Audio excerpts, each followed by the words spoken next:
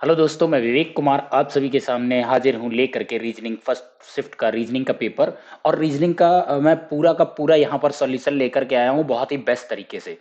और भी किसी का देखो कि उन्होंने पूरा सॉल्यूशन ही नहीं कराया, जहाँ पर लगता है कि क्वेश्चन उनसे नहीं हो पाया तो उन्होंने उसको स्किप कर दिया, उन्होंने उस क्वेश्चन को कराया ही नहीं है। तो मैं आपको यहाँ पर पूरा का पूरा पेपर कराने वाले हैं। हालांकि यहाँ पर कुछ क्वेश्चन ऐसे होंगे जिनका मेरा भी आंसर मे बी और नॉट मे बी हो सकता है। ठीक है, तो चलते हैं सीधे क्वेश्चन पे। पहला क्वेश्चन देखो यहाँ पर दिया गया है, पति परिवार और पत्नी, हस्बैंड फैमिली और वाइफ। तो इसके लिए पूछ रहा है डायग्राम कौन सा बनेगा। तो देखो सबसे बाहर वाला जो ये वाला सर्किल है ये तो आपका फैमिली का बन जाएगा, जिसमें ये हस्बैंड और ये वाइफ। ठीक है, हस्बैंड और वाइफ, कोई भी हस्बैंड वाइफ नहीं हो सकता, कोई वाइफ हस्बैंड नहीं हो सकती। वाइफ वाइफ रहती है, हस्बैंड हस्बैंड रहते हैं, लेकिन दोनों फैमिली के पार्ट होते हैं। तो यहां पर इसका आंसर बन जाएगा आपका फर्स्ट। नेक्स्ट नंबर है, यहां पर देखो दिया गया है जो आपका यहां पर है आयत है। आयत वृद्ध व्यक्तियों को दर्शाता है, यानी कि आपका जो रेक्टेंगल है ये कौन से व्यक्ति हैं, वृद्ध व्यक्ति हैं। ठीक है, और व्रत है वो पुरुषों को, यानी जो सर्किल है वो किसको, पुरुषों को यहां पर दर्शाता है। यहां पर पुरुष पुरुष आ जाएंगे, पुरुषों को दर्शाता है। और त्रिभुज है वो स्वस्थ लोग, यानी जो त्रिभुज है ये कौन से लोग हैं, ये स्वस्थ लोग हैं। ठीक है, अब यहां पर इसे पूछा ये है तो उन पुरुषों की संख्या क्या है, उन पुरुषों की संख्या क्या है जो स्वस्थ हैं लेकिन वृद्ध नहीं है। वृद्ध का मतलब जो नहीं होते हैं, वृद्ध, ये हमारा पूरा का पूरा ये है वृद्ध। अब बचा क्या आपका, ये सारे नंबर डिलीट हो गए, बचा क्या आपके पास, तीन बचा है। यही है जो स्वस्थ हैं और पुरुष हैं, यानी ऑप्शन नंबर ए करेक्ट हो जाता है। नेक्स्ट नंबर है, यदि प्लस का अर्थ ये है तो देखो यहां पर क्या हो जाएगा, यहां प्लस का अर्थ है भाग। ठीक है, प्लस का अर्थ है भाग, तो यहां पर हम क्या कर देंगे, भाग कर देंगे। ठीक है, यहां पर भी प्लस है, यहां भी हम भाग कर देंगे। और भाग का अर्थ है गुणा, यहां पर मल्टीप्लाई हो जाएगा। गुणा का मतलब है घटाओ, गुणा है यहां तो मतलब यहां पे घटाओ आ जाएगा। और माइनस का अर्थ है जोड़, तो लास्ट में आपका ये प्लस हो जाएगा। तो आपका यहां पर ये क्या बनता है, 60 - 24 divided by 8 into 4 divided by 2 plus 3। ठीक है, तो देखो यहां पर डिवाइड हो जाएगा, ये आपका बनेगा 60 - 3 बन जाएगा, इंटू यहां पर अगेन डिवाइड हो जाएगा, तो ये 2 से मल्टीप्लाई होगा, प्लस आपका यहां पर 3 होगा। तो अब यहां पर क्या करेंगे, 60 पहले मल्टीप्लाई कर लो, माइनस का यहां पर 3 दूनी 6 आएगा, और यहां पर सॉरी यहां पर ये प्लस होगा, यहां पर प्लस का 3 और यहां पर प्लस का आ जाएगा 3। तो देखो आपके पास यहां पर क्या दिया गया है कि आपके पास ये सॉरी ये 63 था, मैंने यहाँ पे तीनों जगह गलत लिखा, ये 63 63 और 63।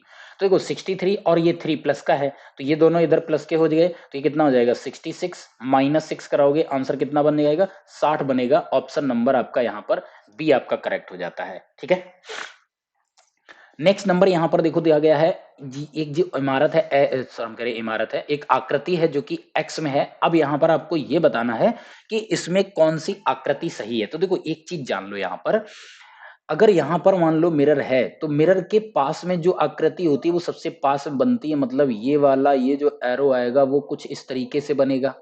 तो इस तरीके से देखो कि क्या आपको ऊपर ही, क्योंकि इसमें लेफ्ट राइट चेंज होता है, टॉप बॉटम नहीं चेंज होता है। और यहां पर पहला ऑप्शन गलत हो जाएगा, यहां पर एरो नीचे की तरफ रहेगा, यहां ऊपर चला गया, यहां पर भी नीचे की तरफ आ गया, तो एक ही ऑप्शन बनता है, यानी एक आकृति को ही मैंने देखा और मैंने आंसर सही किया। यही वहां पे आपको करना था, जरूरी नहीं है कि वहां पर सारी चीजों को मैच कराओ। ठीक है, एक अगर एक चीज को पकड़ करके 3 ऑप्शन गलत हो रहा है तो बच रहा वही तो आपका आंसर होता है, इसीलिए वहां पर हमको इस तरीके से टाइम बचाना होता है।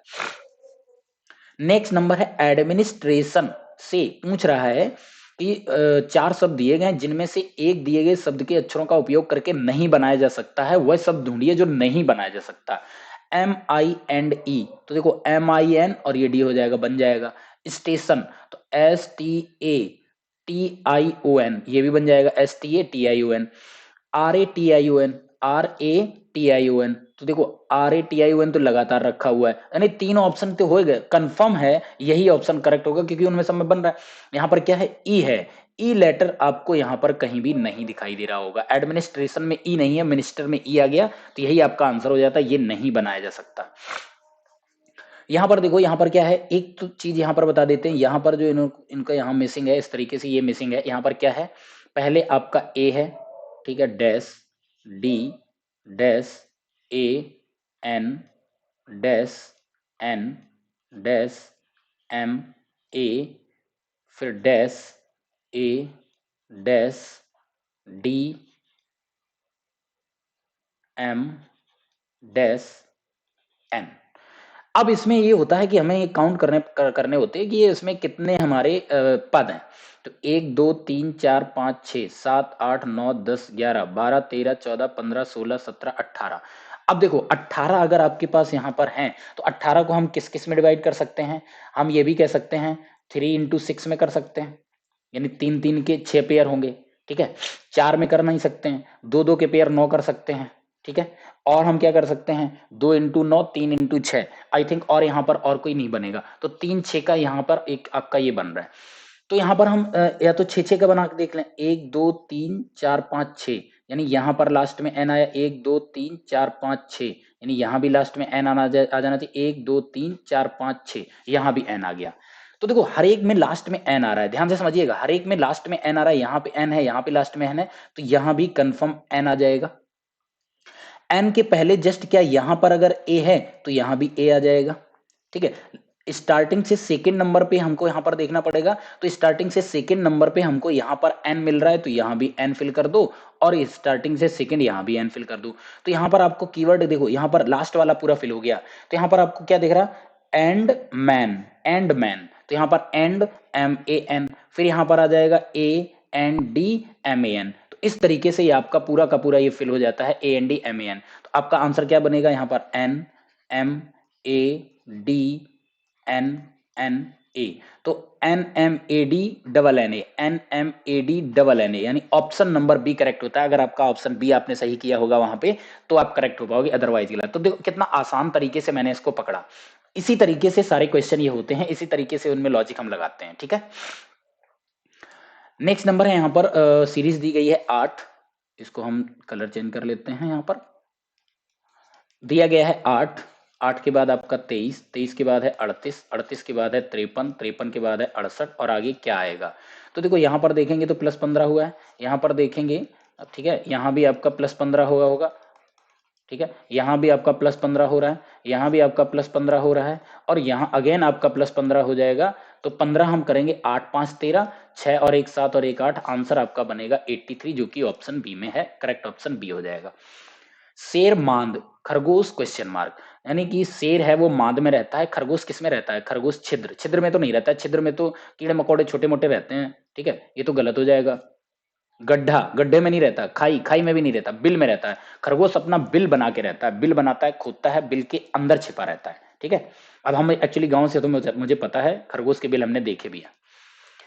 नेक्स्ट यहाँ पर है बीपीएमएन, तो यहाँ पर देखो बीपीएमएन, इसका यहाँ पर ये है CQNO।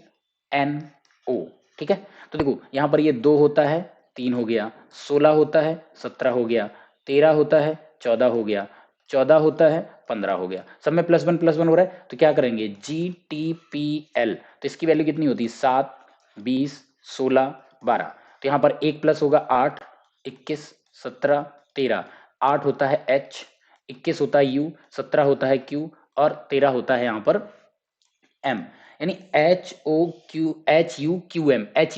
अब देखो ये तो अप्रोच ये होगी कि आपने पूरा इस तरीके से सॉल्व किया, तब आपने आंसर दिया, पूरा निकाला, पूरा आपने टाइम यहाँ पर लगा दिया। ठीक है, हम क्या करते हैं, ध्यान से देखिएगा, B यहाँ पर है, B से C हुआ, तो हम सीधे यहाँ पर G से H करेंगे। तो देखो इसमें आपको H नहीं मिलेगा, इसमें आपको H नहीं मिलेगा, 2 में है। अब 2 ऑप्शन बचे, लास्ट वाला देख लो, यहाँ पर लास्ट में N से O हुआ, तो लास्ट में L से M होगा, ये भी फिर आपका ऑप्शन गलत होगा, ऑप्शन बी बचेगा, HUQM, यही आपका अगेन आंसर आ जाएगा। तो हमने देखो 2 लेटर को अब इतना पूरा लिखना, ये सब करना, सीधा हमने 2 लेटर चेक करे निकल गए। मतलब अगर आप इसको सॉल्व करने में 30 सेकंड ले रहे होंगे, हम इसको सॉल्व करने में मैक्स टू मैक्स 10 सेकंड लेंगे, 10 सेकंड में आंसर टिक करके ही निकल जाएंगे, इतना समझो।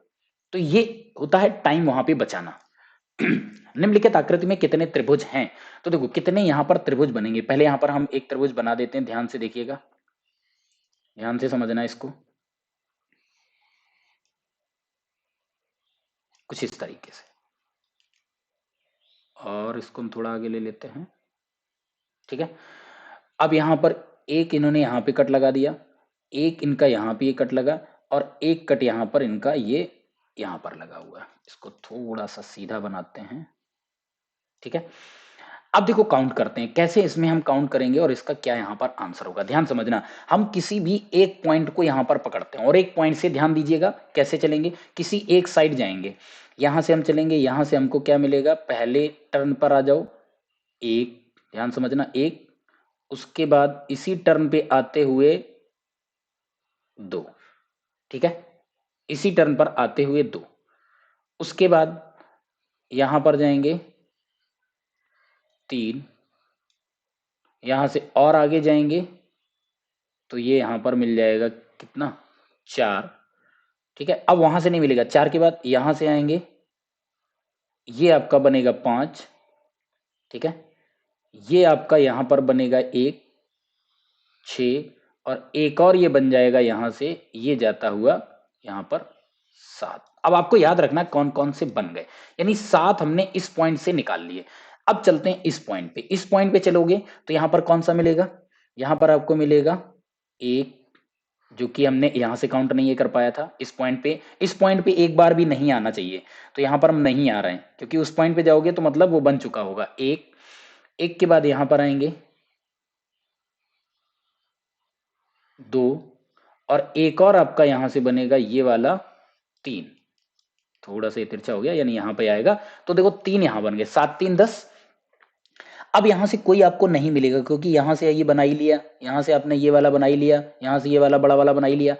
अब आते हैं इस पॉइंट पे, इस पॉइंट पे आओगे तो ये वाला काउंट नहीं हुआ होगा, तो एक तो वहां पर ये हो गया, और यहां पे जा नहीं सकते हैं क्योंकि अगेन हम इसी पॉइंट पे आ गए, और यहां से हम इधर भी जाके नहीं बना सकते, अगेन उसी पॉइंट पे जहां पे काउंट हो चुका वहां पर, तो एक ही यहां मिलेगा।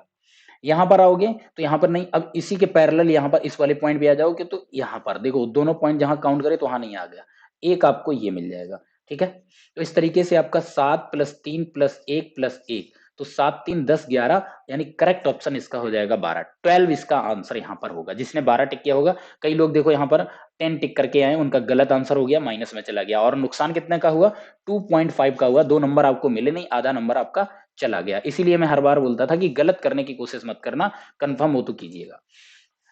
नेक्स्ट है, एक व्यक्ति उत्तर दिशा की ओर 9 किलोमीटर चलता है, ठीक है, 9 किलोमीटर चला दो, एक व्यक्ति 9 किलोमीटर चलता है, फिर वह अपने बाईं ओर मुड़ता, बाईं ओर मुड़ा, बाईं ओर मुड़ता है और 4 किलोमीटर चलता है, फिर से वह बाईं ओर मुड़ता है, 10 किलोमीटर चलता है, बाईं ओर वो मुड़ा, तो बाईं ओर 9 तो ये आ गया, और 1 किलोमीटर और नीचे चला गया, ये मैंने ज्यादा चला दिया, 9 किलोमीटर है, 1 किलोमीटर थोड़ा एक्स्ट्रा चलाएंगे, ये 10 हो जाएगा। फिर वह बाईं ओर मुड़ता है और 4 किलोमीटर, अब देखो यहाँ पर बाईं ओर मुड़ेगा, चार चार उसी रोड पे पहुंच जाएगा जो ऊपर वाली रोड से जितना इधर आया था वापस उधर उतना जाएगा, यानी इसी रोड के सामने आ जाएगा। तो अब देखो ये टोटल दूरी कितनी है, 9 10, और ये है आपकी 9, तो यहाँ पर ये वाली दूरी कितनी हो जाएगी, ये आपकी होगी 1 किलोमीटर। तो ये पूछ क्या रहा है, वह प्रारंभिक स्थिति से कितनी दूर है, तो 1 किलोमीटर यहाँ पर आंसर हो जाएगा। प्रारंभिक स्थिति यहाँ से चलना शुरू किया था, ये इसकी प्रारंभिक स्थिति थी, और ये इसकी अंतिम स्थिति है, ठीक है। तो यहां पर आपको वो व्यक्ति मिलेगा, तो ऑप्शन क्या क्या हो जाएगा, 1 किलोमीटर।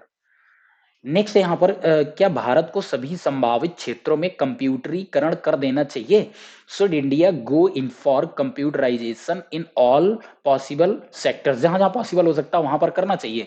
कह रहा है yes it will bring efficiency and accuracy in the work, बिल्कुल सही बात है कि देखो कंप्यूटराइज करने से रजिस्टर वाला जमाना अब यहाँ पर रहा नहीं है, तो कंप्यूटराइज अगर कर दोगे तो कंप्यूटर पे काम करेंगे, एफिशिएंट ज्यादा हो जाएगा, एक्यूरेट काम होता है, गलतियां कम होती हैं, वहां पर आपको कैलकुलेशन नहीं करनी पड़ती है, तो पहला वाला बिल्कुल सही यहाँ पर हो जाएगा। दूसरा कह रहे हैं no it will be an injustice to the यहाँ पर मैनुमेंटल ह्यूमन रिसोर्सेस, बिल्कुल गलत बात, यहाँ पर हिंदी पढ़ोगे नहीं, यह उन विशाल मानव संसाधनों के साथ अन्याय होगा जिसका वर्तमान में स्तर, बिल्कुल गलत आंसर है। तीसरा यहाँ पर दिया नहीं कंप्यूटरीकरण के लिए बहुत अधिक धन की, ऐसा भी नहीं है, आजकल हर आप बजट देखो, हर बजट में जो आपका इलेक्ट्रॉनिक चीजें हैं वो सस्ती हो जाती हैं, चाहे जब भी आप देखिएगा, जो चीजें पहले बहुत महंगी हुआ करती थी, मोबाइल को देखो, पहले मोबाइल कितने महंगे हुआ करते थे, आज देखो कितने सस्ते हो गए। मोबाइल अगर हो तो वो भी इलेक्ट्रॉनिक है, फ्रिज है, एसी है, ये सारी चीजें पहले बहुत महंगी होती थी, लेकिन आजकल ये सस्ती होती चली जा रही हैं, ठीक है। चौथा यहां पर आ गया हाँ, जब उन्नत देश हर क्षेत्र में कंप्यूटर पेश कर रहे हैं तो भारत कैसे, अब देखो यहां भी ये गलत हो जाएगा, उन्नत देश का मतलब है यहां पर एडवांस कंट्रीज, मतलब इन्होंने क्या करा, यहां पर बात हो रही है स्टेटमेंट में भारत को सभी संभावित, और उन्नत देश का मतलब जैसे अमेरिका हो गया, है ना, और दूसरे देश हो गए हैं, उनसे ये कंपेयर करा रहे हैं। तो कंपैरिजन कभी भी लॉजिकल रीजनिंग में नहीं चलता। कभी आप दूसरे देश से कंपैरिजन नहीं करा सकते हो कि अगर वो इतना आगे है तो हम भी इतना है, अगर वो जीन्स पहन रहा तो हमको भी जीन्स पहननी चाहिए। नहीं, ऐसा मेरे पास नहीं है तो हम नहीं पहन सकते हैं। तो कंपैरिजन यहाँ पर कभी भी नहीं होगा। तो यहाँ पर सारे के सारे गलत हो जाएंगे। तो पहला ही आपका स्ट्रॉन्ग होगा, यानी फर्स्ट आंसर हो जाएगा इसमें। अगला यहां पर दिया गया 27 साल के कारावास से मेहिर कलाल को राष्ट्रपति बनाया। यानी 27 साल के कारावास के बाद जब मेहिर कलाल वापस आए तो उनको राष्ट्रपति बनाया गया। तो कोई ना कोई इन्होंने कुछ ऐसा कर दिया होगा जिससे ये जेल में गए, और जेल में इन्होंने बहुत सारी चीजें, बहुत सारी जैसे होते ना, महात्मा गांधी भी जेल में रहे थे तो उन्होंने यहाँ पर देखो किताबें लिखी थी, कई सारे चीजें करी थी। ऐसे इन्होंने कुछ ना कुछ अच्छा काम किया होगा अंदर रहते हुए भी, है ना, वहां पर। तो उनको देखते हुए, वो सारी चीजें करते हुए अब यहाँ पर धारणाएं बता रहा है। मतलब धारणा क्या बना सकते हो इससे, जो 27 साल कारावास में रहेगा राष्ट्रपति बनेगा, बिल्कुल गलत बात है। 27 साल अंदर रहो, मर्डर करो, वहां भी गलत काम करो और राष्ट्रपति बना देंगे, बिल्कुल गलत बात, घटिया एकदम। राष्ट्रपति बनने के लिए कारावास योग्यता है। देखो ऐसा कोई योग्यता यहाँ पर इन्होंने तो वो वाली बात कर दी कि आपके कॉन्स्टिट्यूशन यानी संविधान में ऐसा होता है कि अगर जो 27 साल कारावास मतलब योग्य करेगा, उसको राष्ट्रपति बनाएंगे। मतलब राष्ट्रपति बनने के लिए पहले आपको जेल में जाना पड़ेगा। बिल्कुल ही गलत बात है, इसका कोई यहाँ पर सेंस नहीं बनता। तो यहाँ पर ऑप्शन नंबर डी करेक्ट हो जाए, ना तो पहला ना ही दूसरा अंतर्निहित है। अब देखो यहाँ पे आते हैं, ये आपके डेटा उससे आ गए, डिसीजन मेकिंग के क्वेश्चन आ गए हैं, और ये हमने कई सारे कराए भी हैं। अगर आपने हमारे प्रीवियस ईयर पेपर और वो चीजें देखी होंगी तो आपने इनको जरूर वहां पर देखा होगा कि इस तरीके से हमने वहां पर क्वेश्चन कराए। कैसे करेंगे, इसमें देखो ये जो कंडीशंस चार होती हैं इनको बोलते हैं मास्टर कंडीशन। ठीक है, मास्टर कंडीशन को जो कैंडिडेट फुलफिल करता है उसका सिलेक्शन कर दिया जाता है, और इनमें से एक या दो कंडीशन ऐसी होती हैं जो कोई फुलफिल नहीं कर पाए तो उनके लिए यहां पर दूसरी चीज दी। जैसे यहां पर पहली कंडीशन, यहां पर उपरोक्त वन में अगर नहीं पूरी करता है तो लेकिन 70% अंकों के साथ इलेक्ट्रॉनिक्स इंजीनियर होना चाहिए, तो मामला जीएम भर्ती को भेजा जाएगा। मतलब हम क्या करते हैं, जब आप कोई कंडीशन फुलफिल नहीं कर पाते हो तो उसके बजाय कोई दूसरी चीज आपको आनी चाहिए। अगर वो आती है तो जो मामला होता है वो हम रेफर कर देते हैं आपको कि हम डिसीजन नहीं ले सकते, ऊपर जो हमारे लोग बैठे हैं उनको रेफर करेंगे, उनको अगर सही लगेगा तो वो आपको लेंगे, अदरवाइज वो डिक्लाइन कर देंगे। ठीक है, तो अब यहां पे आप अगर देखो तो पहली कंडीशन क्या है, न्यूनतम 65% अंकों के साथ प्रथम श्रेणी में कंप्यूटर इंजीनियरिंग या एमसीए, यानी दोनों में से या लगा हुआ है तो आइदर और है, दोनों में से या तो आपने कंप्यूटर इंजीनियरिंग किया हो या एमसीए किया हो, लेकिन इतने परसेंट अंकों के साथ किया होना चाहिए। इतनी सी बात क्लियर है। फिर यहां पर दूसरा आता है, उसने चयन परीक्षा में कम से कम 50% अंक प्राप्त किए हों। यानी आपका जो सिलेक्शन का जो आपका हुआ है, यहां पर सिलेक्शन वाला जो टेस्ट होगा उसमें आपको कितने मार्क्स आने चाहिए, कम से कम 50% सिलेक्शन टेस्ट में। फिर कह रहा है उसने इंटरव्यू में, साक्षात्कार में कम से कम 40% अंक प्राप्त किए हों तो ही वो सिलेक्ट किया जाएगा। फिर चौथा जो आपका मास्टर कंडीशन का पॉइंट है, उसकी आयु 1/10/2005 को 21 वर्ष से कम और 30 से अधिक नहीं होनी चाहिए। मतलब ये है 21 से 30 तक होनी चाहिए। 30 तक होगा या 21 होगा, 21 से कम होगा तो नहीं चलेगा, 21 होगा तो चलेगा, और 30 होगा तो चलेगा, 30 साल से ज्यादा होगा तो नहीं चलेगा। ये हमारी मास्टर कंडीशन है। ये जो जो फिल करेगा उनको हम यहां पर करेंगे। अब पहला क्या है, उपरोक्त वन में लेकिन अगर पहली वाली कंडीशन पूरी नहीं करता है तो उसको 70% अंकों के साथ इलेक्ट्रॉनिक्स इंजीनियरिंग होना चाहिए। इसका मतलब ये है, अगर आपने कंप्यूटर इंजीनियरिंग या एमसीए नहीं किया है और 65% नहीं आए हैं तो आपको इलेक्ट्रॉनिक इंजीनियर होना चाहिए 70% अंकों के साथ। अगर आपने ये दो, आपके पास डिग्री नहीं है, कंप्यूटर इंजीनियरिंग और एमसीए की डिग्री नहीं है, तो आपको इलेक्ट्रॉनिक्स की डिग्री होनी चाहिए, वो भी 70% मार्क्स के साथ। तो हम जीएम भर्ती के पास भेजा जा सकता आपका मामला। दूसरा, सिलेक्शन टेस्ट में 50% होने चाहिए। अगर आप ये वाली कंडीशन पूरी नहीं करते हो तो सिस्टम एनालिस्ट के रूप में काम करने का कम से कम 2 साल का अनुभव होना चाहिए। यानी सिस्टम एनालिस्ट में अगर आपने 2 साल का अनुभव प्राप्त किया है तो आपका मामला भर्ती समिति को भेजा जाएगा। मींस अगर आपको यहाँ 50 के बजाय मान लो 48% अंक प्राप्त किए, है ना, 40% अंक प्राप्त किए। अब यहाँ पर परसेंटेज यहाँ पर नीचे नहीं दिखाया कितना है।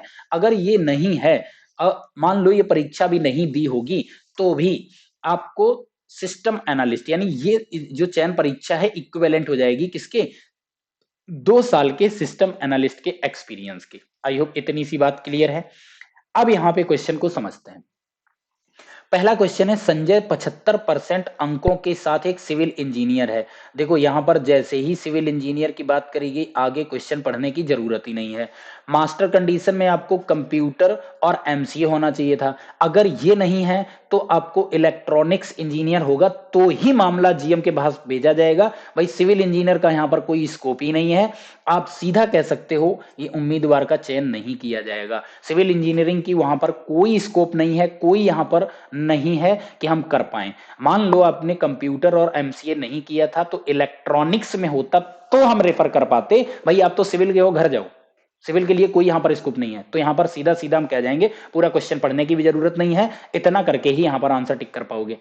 ठीक है, अगला क्वेश्चन यहां पर, मोदी जय ने 1998 में 22 साल की उम्र में, देखो अगर ये 1998 में, ध्यान दीजिएगा 1998 1998 में इनकी एज कितनी थी, 22 साल थी। हम कैलकुलेट ए 2005 कर रहे हैं, तो 2005 का मतलब है 98 से 2005 7 साल लगेंगे, तो 22 में प्लस 7 करेंगे मतलब कहीं ना कहीं 29 साल।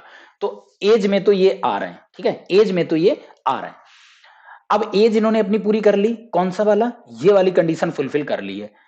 70% अंकों के साथ, 70% अंकों के साथ यहां पर इन्होंने क्या कर, साक्षात्कार, 70% अंकों के साथ एमसीए किया है, पहली कंडीशन फुल है। 55% अंकों के साथ इंटरव्यू, इंटरव्यू भी आपका क्लियर हो जाता है। वह 1999 में प्रोग्रामर के रूप में एक आईटी कंपनी में शामिल हुए हैं और दिसंबर 2002 में सिस्टम एनालिस्ट के रूप में पदोन्नत हुए हैं। यानी 2002 में हुए हैं, 2005 में ये भर्ती हो रही है, तो 3 साल इनको सिस्टम एनालिस्ट में हो गए। यहां पर सिलेक्शन टेस्ट इन्होंने नहीं दिया, सीधी सी बात है, सिलेक्शन टेस्ट का कोई डेटा नहीं है। अगर सिलेक्शन टेस्ट आपने नहीं दिया, कोई डेटा नहीं है, तो यहां पर बोला था उसने, क्या बोला था कि 2 साल का अनुभव होना चाहिए सिस्टम एनालिस्ट के रूप में, तो भर्ती समिति के पास हम भेज देंगे। तो इनका मामला किसके पास जाएगा, भर्ती समिति के पास भेजा जाएगा, यानी ऑप्शन सी यहां पर करेक्ट हो जाएगा। क्योंकि 3 कंडीशन इन्होंने पहली, तीसरी, चौथी पूरी तरीके से फुलफिल करी है, केवल सेकेंड कंडीशन है जो फुलफिल नहीं करी है, और उसकी फुलफिल ना करने की वजह यहां पर भी दी थी, सिस्टम एनालिस्ट के बाद आपका 2 साल का अनुभव होना चाहिए। तो यहां पर इनका अनुभव कितना था, बिल्कुल यहां पर 2003 में सिस्टम एनालिस्ट पदोन्नत हुए, मतलब इनका एक तरीके से पोस्ट बढ़ गई थी, इनका प्रमोशन हुआ था। तो यहां पर 3 साल लगभग इनको हो गए हैं 2005 तक इस पद पर कार्य करते हुए। तो हम मामला भर्ती समिति के पास भेज देंगे। आई होप ये बात क्लियर है। अगला, अंकित ने बीसीए, अंकित ने यहां पर बीसीए बीएससी करी है। अब देखो फिर से यहां पर वही बात आ जाती है, यहां पर हमने तो आपसे बात करी थी कंप्यूटर इंजीनियरिंग और एमसीए, यहां पर ये बीएससी की डिग्री लिए घूम रहे हैं, आईटी, ठीक है, बीएससी आईटी से इन्होंने किया हुआ है। तो यहां पर तो कंप्यूटर इंजीनियरिंग चाहिए था, इंफॉर्मेशन टेक्नोलॉजी में यहां पर कोई स्कोप नहीं था, यानी बीएससी का कोई स्कोप नहीं। दूसरा, अगर आपने ये नहीं किया है तो आपको इलेक्ट्रॉनिक्स इंजीनियरिंग होना चाहिए, तो यहां भी, लेकिन इनको अगर यहां पर देखोगे तो इनका, इन्होंने बीएससी आईटी से 80% करी प्लस इलेक्ट्रॉनिक्स इंजीनियरिंग भी करी हुई है। दैट मींस पहली वाली कंडीशन को ये फुलफिल नहीं करते हैं, बट उसके एवज में जो यहां पर दिया गया था इलेक्ट्रॉनिक्स इंजीनियरिंग, तो इन्होंने इलेक्ट्रॉनिक्स इंजीनियरिंग करी हुई है 78, इसका यहां पर कोई मतलब नहीं बनता है। ठीक है, उसके बाद चयन परीक्षा और साक्षात्कार, चयन में भी और उसमें भी, दोनों में इन्होंने 55-60 जबकि 50-40 का ही है। दूसरा, 2001 से सिस्टम एनालिस्ट के रूप में काम कर रहे हैं, तो सिस्टम एनालिस्ट में कर रहे हो ना कर रहे हो, क्योंकि सिस्टम एनालिस्ट तो तब होगा जब सेकंड वाली कंडीशन आपने पूरी नहीं करी होती। सेकंड कंडीशन तो आप बता रहे हो कि आपने यहाँ पर चयन परीक्षा में 55%, तो इसका यहाँ पर सिस्टम एनालिस्ट का कोई मतलब नहीं बनता है। फिर यहां पर इनकी एज देगी, उनकी जन्म तिथि, तो यानी यहां पर इन्होंने क्या करा, इसके एवज में ये वाली कंडीशन पहले के, दूसरी पूरी, तीसरी पूरी है, चौथी यहां पर देख लेते हैं। उनकी जन्म तिथि 19 अप्रैल 1980 है, तो 1980 से हम दो यहां पर आएंगे 2005 तक, 2005 तक अगर देखेंगे तो 1980 20 साल, 2000 यानी 25 साल, मान लेते हैं 26, एज भी इनकी कहीं ना कहीं फुलफिल है। क्लियर है इतनी बात? तो इनका मामला क्या करेंगे, दूसरी कंडीशन फुलफिल, तीसरी फुलफिल, चौथी फुलफिल, पहली कंडीशन फुलफिल नहीं है, उसके एवज में इन्होंने इलेक्ट्रॉनिक्स इंजीनियर 78, यहाँ पर 70 की बात करी थी, बिल्कुल है। तो इनका मामला हम जीएम भर्ती के पास भेज देंगे। तो ऑप्शन नंबर डी करेक्ट हो जाएगा, मामला जीएम भर्ती को भेजा जाएगा। क्लियर है इतनी बात? अगला क्वेश्चन है, विजय एक कंप्यूटर इंजीनियर हैं, 2003 में 22 वर्ष की आयु में अंतिम परीक्षा में 72% अंकों के साथ उत्तीर्ण हुआ है। तो देखो, विजय एक कंप्यूटर इंजीनियर है, बिल्कुल यहाँ पर कंप्यूटर इंजीनियर यानी पहली बात इसने फुलफिल कर दी। यहाँ पर बात 65 करी गई है, 72 अंकों के साथ है, 22 वर्ष का है, यानी ये भी कंडीशन इसने फुलफिल कर दी है। अब यहाँ पे बात आती है, उसने चयन परीक्षा में 70, यहाँ 50 की बात, यानी बिल्कुल फुलफिल इसने ये भी कर दिया है। और साक्षात्कार में 48, यानी चारों कंडीशन ये फुलफिल कर रहा है। तो चारों कंडीशन फुलफिल करने का मतलब सीधा सीधा यहाँ पर उम्मीदवार का चयन किया जाना है। पहला आंसर ये बिल्कुल सही किया है, तो ये जिसने भी टिक किया है वो बिल्कुल सही, 2 उनको नंबर पक्का मिलेंगे। नेक्स्ट नंबर है, तो अब यहां पर हम देखेंगे, ठीक है। दिव्या 80% अंकों के साथ एक कंप्यूटर इंजीनियर है। तो कंप्यूटर इंजीनियर 80% यानी पहली कंडीशन फुलफिल है। उन्होंने साक्षात्कार चयन में 55% से अधिक प्राप्त किए हैं, यानी ये भी फुलफिल और ये भी फुलफिल। अब यहाँ पे उन्होंने XYZ कंपनी में 5 साल से अधिक समय तक सिस्टम एनालिस्ट में काम किया है। सारी कंडीशन है क्या? अब यहाँ पर ही सिस्टम एनालिस्ट की यहाँ तो बात ही नहीं आती है। सिस्टम एनालिस्ट तो तब होता है जब सिलेक्शन टेस्ट ना दिया होता। सिलेक्शन टेस्ट दिया है आपने और 50% से ज्यादा नंबर भी हैं, तो सीधी सी बात है सिस्टम एनालिस्ट का यहाँ पर जो ये वाली इंफॉर्मेशन है इसका यहाँ पर कोई काम नहीं है, किसी मतलब की नहीं। बस इतनी इंफॉर्मेशन को देखो, 80% कंप्यूटर इंजीनियरिंग आपने दोनों ये करी। एज का भाई यहाँ पर कोई जिक्र ही नहीं किया गया, एज तो दो तब तो हम बात करें कि आपको सिलेक्ट करना है कि नहीं। पता लगे आप 80 साल की हो, किस काम की हो? किसी काम की नहीं हो दिव्या, ठीक है। तो यहाँ पर हम क्या करेंगे भाई, डेटा दीजिए, डेटा आपका पर्याप्त है, तो ऑप्शन डी यहाँ पर करेक्ट हो जाता है, ठीक है। तो 5 क्वेश्चन ये थे और 5 ये ऐसे थे कि 2 नंबर हर क्वेश्चन के लिए, यानी 10 नंबर तो ये 100% आपके सही होने थे, थोड़ा सा आप सही करे होते, ठीक है। आप एक पुलिस अधिकारी के रूप में, अब देखो यहां पर मैं बात करूंगा, कई लोग हैं जितने भी यूट्यूब पे यहां पर दे रहे हैं, कहीं पर किसी ने सारे क्वेश्चन जो आपको पिछले हमने 5 क्वेश्चन कराए उनका भी किसी ने वहां पर सॉल्यूशन नहीं दिया है। हम यहाँ पे आपको सारे के सारे क्वेश्चन लेकर के आए, पूरा पेपर डिट्टो है उसको सॉल्व करेंगे। मैं मानता हूं कि हो सकता है जब आंसर की आए तो कुछ क्वेश्चन के जो आंसर होंगे मेरे गलत होंगे, मेरे गलत हो सकते हैं। वो कौन से वाले? जो ये लॉजिकल में ये पुलिस वाले पूछेंगे। यहाँ पर जब वही बात आ जाती है, अगर मेरे को भी जानकारी नहीं है तो वहां भी हम भी उतने अच्छे तरीके से आंसर नहीं कर पाएंगे, तो मे बी यहाँ पर वेरी करेगा, लेकिन हम आपके साथ ये डिस्कस जरूर करेंगे। आप एक पुलिस अधिकारी के रूप में तैनात हैं और एक स्थानीय मेले में उत्तेजित भीड़ एक किशोर पर चोरी आरोप लगाती, मतलब जो भीड़ है उससे चोरी का आरोप लगाती है। और मॉब लिचिंग का मतलब होता है, यहाँ पर अगर हम बात करें, मॉब लिचिंग का मतलब होता है जो अधिकार पुलिस के हाथ में होते हैं, जनता उन अधिकारों को अपने हाथ में लेकर के डिसीजन करने लग जाए, उसको कहते हैं मॉब लिचिंग। यानी आप अपने हाथ में कोई कानून लेकर के और उसको वहां पर ये चीज करने लगो, वो कहलाता है आपका मॉब लिचिंग। तो यहां पर जो आपका ये आया है मॉब लिचिंग की बात, तो अब एक चीज तो जान लो, मॉब लिचिंग आप नहीं कर सकते हो, मींस अपने आप को कानून के दायरे में लेकर के डिसीजन नहीं ले सकते हो। डिसीजन आपका जो प्रशासन है वही लेगा, ठीक है। तो पहला यहां पर है पूछताछ के लिए आरोपी को गिरफ्तार करने के लिए बल। अरे भाई एक लड़का है, एक लड़के को पकड़ा गया, उसके ऊपर भीड़, किशोर है, ठीक है।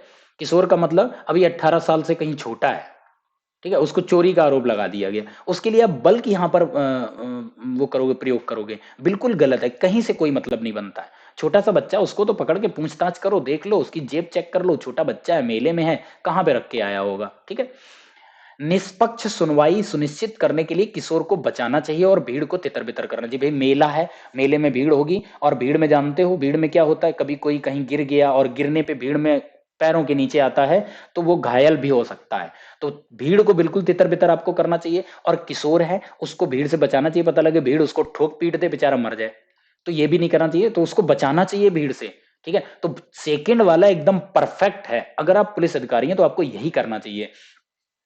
तीसरा, दबाव में डालकर, मतलब उसको आप प्रेशराइज करो, नहीं नहीं तुम कबूल करो ही करो, उसने नहीं भी करा तब भी आप प्रेशर ले रहे हो, तूने किया है तू कर, बिल्कुल गलत जवाब। अब अगर आप एक पुलिस हो तो ऐसा नहीं कर सकते हो।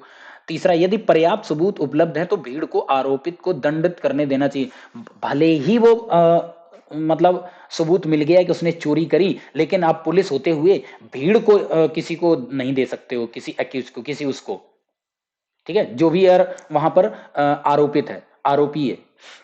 भीड़ को देने का मतलब है कि भीड़ उसको मार डालेगी, बिल्कुल वो कर देगी, इसमें आप पे वो आ जाएगी, ठीक है। तो यहां पर ये भी आपका गलत हो जाता है। तो बी इसका बिल्कुल ही करेक्ट आंसर है। तो आपका जो वो भी आएगा, आंसर की आएगा, तो उसमें भी आप देखिएगा, तो ये बिल्कुल आपका सही आंसर होगा, ठीक है। अगला, आप एक पुलिस अधिकारी के रूप में तैनात हैं, आपको आगामी स्थानीय निकाय चुनाव को हिंसक रूप से बाधित करने की तैयारी के विश्वसनीय जानकारी प्राप्त होती है। अब देखो यहां पर ये क्या चीज आ रही है, यहां पर बात आ रही है इसकी, कि ये बोल रहा है, आप एक पुलिस अधिकारी के रूप में तैनात हैं और आगामी जो चुनाव होने हैं, निकाय चुनाव होने हैं, वहां पर हिंसक यानी कि वॉयलेंस की आपको जानकारियां मिलती है, वो जानकारी एकदम विश्वसनीय है, एकदम पुख्ता है, ठीक है, मतलब इसमें कोई डाउट नहीं है। अब हिंसक रूप से बाधित करने की तैयारी कर रहे हैं, क्या कि वो चुनाव नहीं होने देंगे, हिंसा करेंगे, और ये जानकारी आपको विश्वसनीय किसी एक ऐसी जगह से, ऐसे सोर्स से पता चली है जो एकदम परफेक्ट है, ठीक है। तो अब इसके लिए हम यहां पर क्या करेंगे, यहां पर पहला है चुनावी प्रक्रिया को स्थगित करने, बिल्कुल गलत। हम चुनावी प्रक्रिया को स्थगित नहीं कर सकते हैं, क्योंकि बहुत टाइम पहले से पूरी प्लानिंग करी जाती है, प्लानिंग के तहत उसमें सारी चीजें हो जाती हैं, छप जाते हैं, पर्चे छप जाते हैं, ये भी हो जाता है, वो भी हो जाता है, कई सारा पैसा खर्चा हुआ होता है, दोबारा फिर से कराने के लिए हमारा रिसोर्स भी वेस्ट जाएगा, पैसा भी वेस्ट हो जाएगा, ठीक है। तो पहला तो बिल्कुल नहीं कर सकते हैं। दूसरा है तोड़ फोड़ से बचने के लिए निवारक नजरबंदी की कार्रवाई करनी चाहिए, ये भी गलत है। तोड़ फोड़ से बचने के लिए निवारक नजरबंदी की कार्रवाई करनी चाहिए। नजरबंदी वहां पर पता लगे आ गया तो क्या करोगे, बिल्कुल गलत। संवेदनशील क्षेत्रों में सहायक पुलिस संवर्धन जुटाना चाहिए, ये सही है। जहां पे आपको जहां जहां की जानकारी मिली है कि ये यहां पर संवेदनशील क्षेत्र हैं, जहां जहां पर ऐसी हिंसक घटनाएं हो सकती हैं, आप पहले से वहां पर पुलिस लगा दीजिए, पुलिस लगा दोगे तो वहां पर कोई भटकने की कोई कोशिश ही नहीं करेगा। दूसरा, राजनीति अभियान कार्यक्रमों पर प्रतिबंध लगाना चाहिए, ये भी बिल्कुल गलत है, यानी करेक्ट ऑप्शन यहां पर आपका सी हो जाएगा। क्लियर है इतनी बात। नेक्स्ट, दंगा प्रभावित बहुधार्मिक इलाकों में पुलिस प्रमुख के रूप में अगर आपको तैनात किया जाता है तो आपको क्या करोगे। दंगा प्रभावित बहुधार्मिक इलाके हैं, तनाव कम होने तक अनिश्चितकालीन कर्फ्यू लगाना। अनिश्चितकालीन कर्फ्यू ये बिल्कुल गलत। अनिश्चितकालीन का मतलब है आप 4 साल के लिए भी लगा दो, अनिश्चितकालीन का मतलब यही हुआ 5 साल, 10 साल, 20 साल, ये तो बिल्कुल गलत हो गया, आप ये नहीं कर सकते हो। समाधान के लिए नगर पालिका अधिकारियों के साथ चिंताओं को प्रस्तुत करना चाहिए। फिर सामुदायिक सीमाएं लांघने वाले उपद्रवियों पर, ये बिल्कुल सही है, यहाँ पर अधिकारियों के साथ चिंताओं को प्रस्तुत करना और पता लगे वहां पर दंगा हो रहा है, सब कुछ हो रहा है, गलत। भाई जो दंगाई हैं, जिनको है उपद्रवी हैं, उनको पढ़ो, उनको पकड़ कार्रवाई करो, बाकी के हैं सारे के सारे एक बार में सही हो जाएंगे, ठीक है। सामंजस्य स्थापित करने के बड़ों यहाँ पर कोई मतलब नहीं बनता। आप पुलिस हो, वहां के जो बड़े लोग हैं उनको एक साइड करो, आपके हाथ में अधिकार है, आप अपने अधिकार का वहां पर पूरा यूज करो, उनको पकड़ो और उन पर कार्रवाई करो, यानी सी ऑप्शन मेरे अकॉर्डिंग बिल्कुल सही होगा।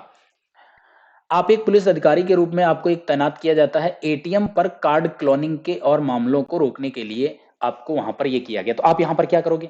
देखो, आपको तैनात किया गया, आपके इलाके में कोई एटीएम मशीन है, वहां पर कार्ड क्लोनिंग हो रही है। एटीएम को कार्ड क्लोनिंग की अगर हम बात करें कि आप जब, इसके लिए मैं आपको ये बता दूं, थोड़ी सी जानकारी आपको अलग से दे देते हैं। जब भी कभी आप जाते हो एटीएम से पैसे निकालते हो, पहली चीज, एटीएम पे पैसे निकालो, जहां पर आप कार्ड डालते हो, अगर वहां पर कार्ड डालने में अगर आपका वो जो एक तरीके से जहां पे कार्ड आप लगाते हैं अगर वो ढीला है तो समझ जाइए कुछ गड़बड़ी है, पैसे वहां से मत निकालिए, आप उसमें डिटेल मत डालिए, आप उसको बाहर निकालो, क्योंकि वो क्लोन कर लेंगे पूरी डिटेल, क्योंकि उसमें आपका चिप लगा होता है, उससे पूरा का पूरा वो कॉपी कर लेते हैं, आपका सीवीवी नंबर चला जाएगा, वो नंबर भी चला जाएगा, तो ऐसी जगहों से बचिए। दूसरा, लाइट वहां पर जलती होनी चाहिए जहां से आप पैसा निकाल रहे हो, जहां पर कार्ड आप एंटर करते हो, लाइट अगर नहीं जल रही है तो संदेहजनक है, वहां से पैसे मत निकालिए। तो कई चीजें ऐसी हैं, इनके बारे में आपको पढ़ना चाहिए, क्योंकि अब बहुत सारे लॉस हो रहे हैं, बहुत सारे फ्रॉड हो रहे हैं ऑनलाइन, तो इन सभी चीजों के बारे में आपको अवेयर रहना चाहिए, जो लोग भी ये यूज करते हैं। चलो क्वेश्चन पे आते हैं। क्षेत्राधिकार में सभी एटीएम को अस्थायी रूप से बंद कर देना चाहिए, बिल्कुल गलत, बंद नहीं कर सकते हो, प्रॉब्लम हो जाएगी। विसंगतियों के लिए एटीएम मशीन एक्सेस लॉक की जांच करनी चाहिए। तो वहां पर कुछ मामलों को रोकने के लिए आप क्या करोगे, वहां पर तैनात किया क्लोनिंग के और मामलों को रोकने के लिए, और मामलों को रोकने के लिए अब देखो एक्सेस लॉक की जांच करनी चाहिए, जांच तो हो चुकी है यहां पर, मतलब समझो एटीएम पर कार्ड क्लोनिंग के और मामले, मतलब इसके पहले कुछ मामले आ चुके होंगे, जांच हो चुकी होगी, अब उनको रोकने की बात करी जा रही है, तो आप यहां पर जांच करने की बात कर रहे हो, तो दूसरा भी यहां पर गलत हो जाएगा। तीसरा, संदिग्ध सहयोगियों की पहचान करने के लिए सभी एटीएम में एक एक पर्यवेक्षक रखने चाहिए, तो मेरे हिसाब से पर्यवेक्षक कहीं ना कहीं वहां पर रहते ही रहते हैं, ठीक है। और लास्ट वाला है, कार्य प्रणाली को समझने के लिए कार्ड क्लोनिंग मशीन प्रोटोटाइप खरीदने चाहिए। कार्य प्रणाली को समझने के लिए कि मतलब ये गलत काम कैसे हो रहे हैं, क्या हो रहे हैं, इस तरीके के प्रोटोटाइप क्लोनिंग करते कैसे हैं, उनको समझने के लिए ये चीज करनी चाहिए। तो अब यहां पर क्या है कि मेरा इसमें और इसमें कहीं ना कहीं डाउट है, या तो ये होगा यहां पर ये होगा। मैं यहां पर श्योर आंसर अभी टिक नहीं करूंगा, एग्जाम होता तो मैं फिर यहां पर इसको छोड़ने की कोशिश करता, क्योंकि देखो रोकने के लिए, क्लोनिंग करने के लिए वहां पर कुछ ऐसे लोग होंगे जो वहां पर आते होंगे और वहां पर कुछ ऐसी चीजें लगाते होंगे, तो यहां पर हम कह सकते हैं कि ये वाला बिल्कुल सही है कि वहां पर ऐसे लोग लगाओ, वहां पर देखो अंदर बैठा हो, कोई ऐसा तो नहीं है कि वहां पर कुछ चीजें फिट कर रहा है, लगा रहा है। भाई ये होता क्या है कि चीजें वहां पर अपनी कुछ फिट कर देते हैं, इलेक्ट्रॉनिक डिवाइस ऐसी फिट करते हैं ताकि वो आपके कार्ड लगाते ही उनको कॉपी कर ले, ठीक है। तो से थर्ड वाला भी एकदम परफेक्ट हो रहा है। बट डी है, कार प्रणाली को समझने के लिए कार क्लोनिंग मशीन प्रोटोटाइप खरीदने चाहिए। ये चीज थोड़ा सा मुझे ऑड सा लग रहा है। कार प्रणाली को समझने के लिए, कार प्रणाली को समझने के लिए मतलब वो जो इस तरीके की चीजें हो रही हैं, क्लोनिंग मशीन प्रोटोटाइप खरीदने चाहिए। क्लोनिंग मशीन प्रोटोटाइप इसका मतलब है क्या ही खरीद करके वहां पर करोगे, ठीक है। तो डी में भी हम थोड़ा कम जाएंगे, मैं अगर यहां पर होता तो सी को टिक करता। अभी यहां पर मैं एकदम श्योर आंसर इसके लिए नहीं दे रहा हूं, ये ध्यान रखिए, ये हम आपके साथ डिस्कस कर रहे हैं कि ये सी ऑप्शन हो सकता है। अब आप देखिएगा जब आपकी आंसर की आएगी तो इसमें कौन सा ऑप्शन होगा। नेक्स्ट, आप एक जांच अधिकारी हैं, एक वीआईपी की हत्या के मामले में मुख्य आरोपी साक्ष्यों में हेरफेर करने और दोष मुक्ति सुनिश्चित करने हेतु न्यायाधीशों को प्रभावित करने के लिए भारी रिश्वत की पेशकश कर रहा है। मतलब एक वीआईपी पर्सन है, उसकी हत्या हुई है और आप वहां पर जांच अधिकारी हैं, ठीक है। अब जो मुख्य आरोपी है जिसने हत्या करी है, जो भी कुछ है, वो क्या कर रहा है, जो आपके साक्ष्य, साक्ष्य का मतलब है जो आपके एक तरीके से एविडेंस हैं, उनमें हेर फेर करने के लिए और दोष मुक्त सुनिश्चित करने के लिए, अपने आप को दोषी ना ठहराने के लिए, वो न्यायाधीश हैं उनको बहुत सारी रिश्वत देने की मतलब कोशिश कर रहा है। तो ऐसी सिचुएशन पे आप अधिकारी हैं, आपको क्या करना चाहिए? औपचारिकता दिखानी चाहिए, लेकिन गुप्त रूप से आरोपी के खिलाफ सबूत एकत्र करने चाहिए। औपचारिकता का मतलब एक तरीके से आपको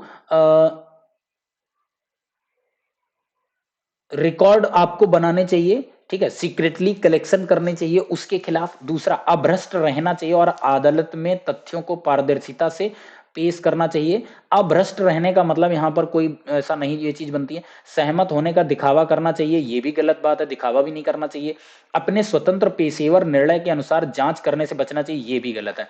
तो यहां पे ऑप्शन बिल्कुल ए करेक्ट सही होना चाहिए। औपचारिकता दिखानी चाहिए, ठीक है, लेकिन जो वो कर रहा है उनको करने दो, वहां पर जो चीज करना है करने दो, लेकिन उसके खिलाफ आपको सबूत एकत्र करने चाहिए कि जो वो वहां पर इंफॉर्मेशन गलत कर रहा है, हेरफेर कर रहा है, उनको सही तरीके से, मतलब किस गन से गोली चली है, कैसे हत्या हुई है, क्या हुई है, उन सभी के डीएनए जांच कराओ, वो जांच कराओ, ऐसे आपको साक्ष्य सबूत इकट्ठे करने पड़ेंगे। वो चाहे कुछ भी कर लें, प्रभावित कर लें, कितना पैसा दे लें, नहीं बचेंगे।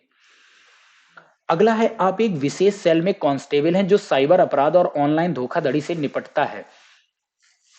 आपको साइबर सुरक्षा और डिजिटल फोरेंसिक के विभिन्न पहलुओं में प्रशिक्षित किया गया है। हालांकि कर्मचारियों की कमी के कारण आपको एक गश्त ड्यूटी सौंपी जाती है, कुछ कमी हो जाती है तो आपको गश्त ड्यूटी भी करनी होती है, और आपको डिजिटल फोरेंसिक और इन सुरक्षा, साइबर सुरक्षा, आपको ऑफिस में बैठ के ये भी आपको देखना होता है।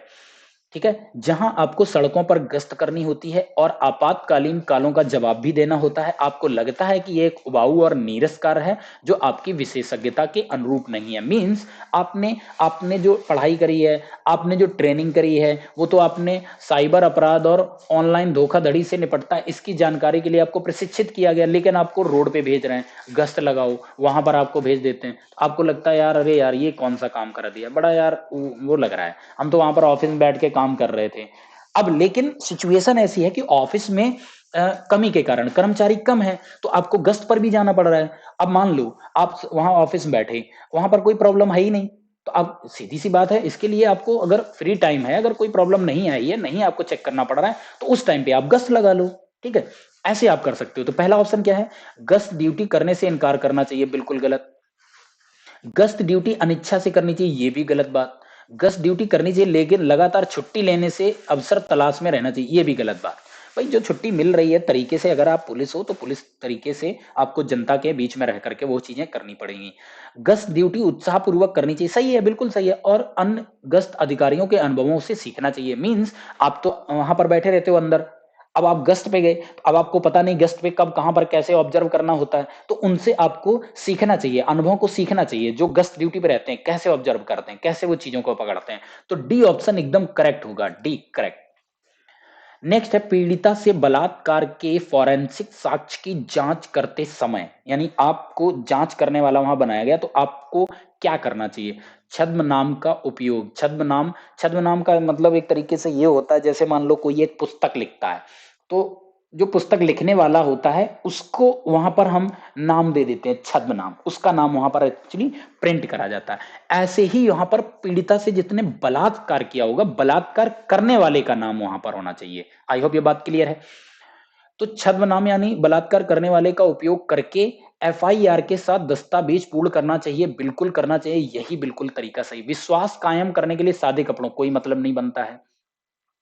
बिना किसी महिला पुलिस की उपस्थिति में बेरहमी से, ये भी गलत, यहां पर बहुत गलत अभद्र यहां पर ये दिया गया है। प्रत्यक्ष भागीदार के बिना अनुभवी महिला निरीक्षण को स्थानांतरित, इसका कोई मतलब नहीं बनता है। प्रत्यक्ष हो चाहे ना हो, भाई आप जांच कर रहे हो, फॉरेंसिक जांच कर रहे हो, तो भागीदार, अप्रत्यक्ष भागीदार डायरेक्ट होता तो जांच करने की जरूरत ही नहीं होती। यहाँ पर प्रत्यक्ष भागी मतलब डायरेक्ट किसी ने देखा हो कि ये चीज हुई है, एक तरीके से वीडियो बनाया, उसके पास वीडियो है, वो सारी चीजें हैं, तो उसके बिना अनुभवी महिला निरीक्षक को स्थानांतरित, यहाँ पर इसका भी कोई मतलब नहीं बनता। फर्स्ट वाला एकदम करेक्ट है, जो एक तरीके से होना चाहिए। राष्ट्रव्यापी आतंकी अभियान के चरम चरण में है, मानी मतलब जो नेशन वाइज है, नेशन वाइड में जो आपका आतंक हो रहा है, उस अभियान में चरम पर है वो अभियान, जो ऑपरेशन कर रहे हो एकदम पीक पर है, एकदम लास्ट मोमेंट पे है। आपको पता चलता है कि आपके एकमात्र अभिभावक हैं वो दुर्बलता स्ट्रोक से पीड़ित हुए हैं। एकमात्र अभिभावक या तो आपकी मम्मी बची होंगी या पापा बचे होंगे, अभिभावक का मतलब ये है। तो आपको ऐसी सिचुएशन पे क्या करना चाहिए। पहला, पारिवारिक प्राथमिकता के लिए निपुण डिप्टी को बागडोर, बिल्कुल गलत। देखो पीक पॉइंट है, और जो आपका मैन एक तरीके से धर्म बनता है उसको करना चाहिए, क्योंकि अगर उनको दुर्बलता स्ट्रोक की बीमारी है, अगर आप वहां पर चले जाओगे तो आप उनको बचा नहीं पाओगे, उनको तो डॉक्टर बचाएगा। तो आपको तो वहां पर किसी तरीके से डॉक्टर के पास उनको भेज देना चाहिए, बट आप अपना वहां पर काम करिए जो आपको, क्योंकि आप वहां पर चले जाओगे तो आप वहां पर, आपकी जगह फिर कोई नहीं ले सकता है। तो ये वाला गलत हो जाता है। आपको प्राथमिकता, यहां पर बात प्राथमिकता की आ गई, प्राथमिकता आपको देनी पड़ेगी आपको अपने काम को। दूसरा, ऑप्स नेतृत्व, यहां पर ऑप्स नेतृत्व का बात करें, जिसको हम इंग्लिश में बोलेंगे ऑप्स लीडरशिप। ऑप्स लीडरशिप का मतलब ऑपरेशन लीडरशिप, यानी इस ऑपरेशन को आप लीड कर रहे हो। कम्युनिकेशन, जितना भी संचार है, जितनी भी चीजें हैं, जितने लोग हैं, जितने नियम बने हैं, उन सभी चीजों को आप कर रहे हो।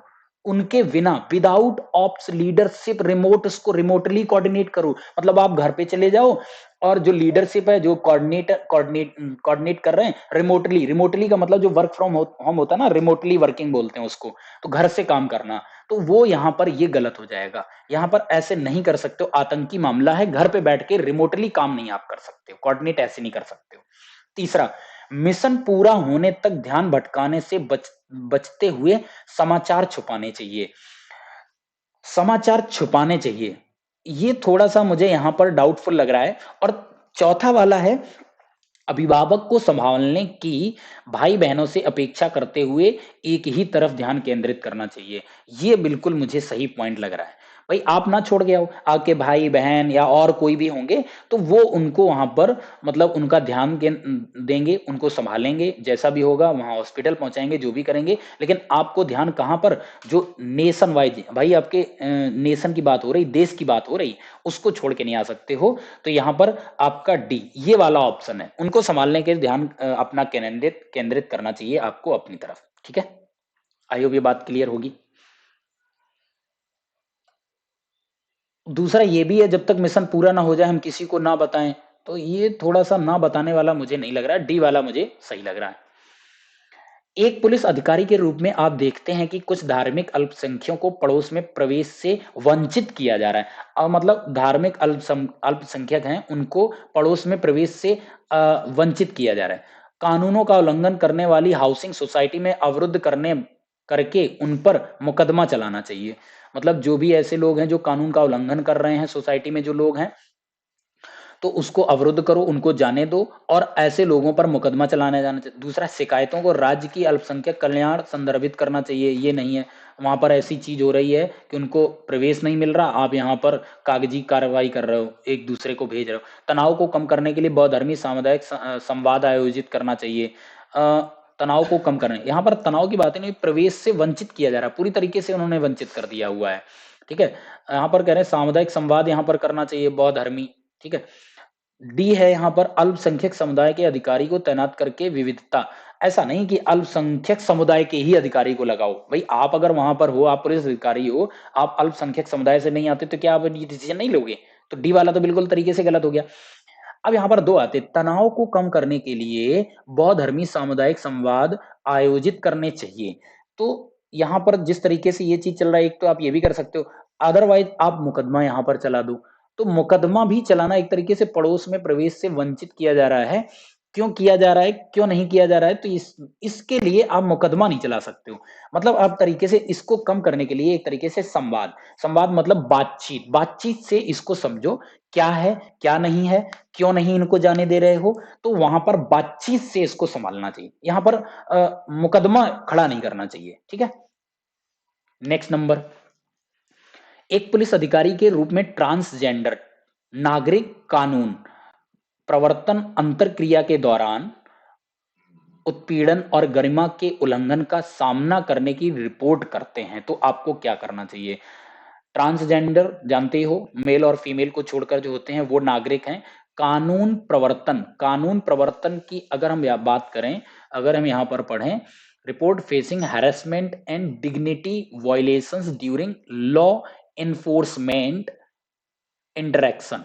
ठीक है, लॉ इन्फॉर्मेंस इंटरेक्शन के उनके उन चीजों को करा गया है। अब देखो यहाँ पर थोड़ा सा, यहाँ पर इसकी जानकारी अगर होगी तो इसको कर पाओगे, अदरवाइज नहीं कर पाओगे। यहाँ पर पहला, सहभागिता के लिए लिंग अधिकार समुदाय स्वयं सेवकों की प्रतिनियुक्त करनी चाहिए। लिंग अधिकार समुदाय स्वयं सेवक, स्वयं सेवक, तो यहाँ पर ये गलत। ठीक है, इसको यहाँ पर नहीं ले सकते हैं। उचित आचरण पर बड़े पैमाने पर संवेदीकरण अभियान लागू करे जाने चाहिए। उचित आचरण पर, ये भी गलत हो जाता है। अपराधियों के खिलाफ सख्त अनुशासनात्मक कार्रवाई लागू की जानी चाहिए। जो भी अपराधी हैं, जो भी एक तरीके से उनके गरिमा पर उस तरीके से उल्लंघन कर रहे हैं, उनको उत्पीड़न कर रहे हैं, उनको सता रहे हैं, वो चीजें कर। लास्ट है, शिकायत ग्रहण करके इसके मानवाधिकार अग्रेसित करना चाहिए। हमको ये भी गलत लग रहा है, तो ऑप्शन नंबर मेरे अकॉर्डिंग यहाँ पर सी सही होगा। बाकी पता चलेगा एक्चुअल आंसर जब आएगी आपकी आंसर की। ठीक है, एक पुलिस अधिकारी के रूप में कानून लागू करने में आपके निर्णय लेने में क्या मार्गदर्शन करेगा? व्यक्तिगत परिस्थितियों की परवाह किए बिना कानून का अक्षरश कड़ाई से पालन करना चाहिए। ठीक है, तो ये बिल्कुल सही है। कानून स्थिति के लिए सहानुभूति और विचार के साथ, सहानुभूति वाला यहाँ पर कोई चीज नहीं आनी चाहिए। ठीक है, संतुलित करना चाहिए, कानूनी आवश्यकताओं को संतुलित करना चाहिए। फिर से एक बार पढ़ लेते हैं, एक अधिकारी के रूप में कानून लागू करने में आपके निर्णय लेने में क्या मार्गदर्शन होना चाहिए? व्यक्तिगत परिस्थितियों की परवाह किए बिना कानून का कड़ाई से पालन। अच्छा, यहां पर ये बात आ जाती है, निर्णय लेने में कड़ाई से पालन, कड़ाई करने से भी कई चीजें बिगड़ जाती हैं, ये भी ध्यान रखिएगा। स्थिति के लिए सहानुभूति और विचार के साथ कानूनी आवश्यकताओं को संतुलित करना चाहिए। अपने वरिष्ठों के फैसले पर सवाल उठाए बिना, ये तो गलत हो जाता है। व्यक्तिगत नैतिक मूल्यों को लागू करना, व्यक्तिगत नैतिक मूल्यों को लागू करना भले ही वे स्थापित नियमों के विपरीत हों।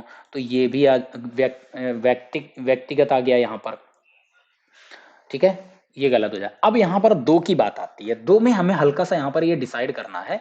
यहाँ पर ये कह रहे हैं कानून का कड़ाई से पालन करना। कड़ाई से पालन करने में भी कभी ऐसा होता है कि आपको सिचुएशन को समझना पड़ता है, विचार करना पड़ता है, सिचुएशन वहां पर कैसी है, स्थिति को जानना होता है। स्थिति को जान करके ही आपको उसके कानून की आवश्यकताओं को संतुलित करना होता है। तो यहाँ पर करेक्ट ऑप्शन यहाँ पर हम बी टिक करेंगे।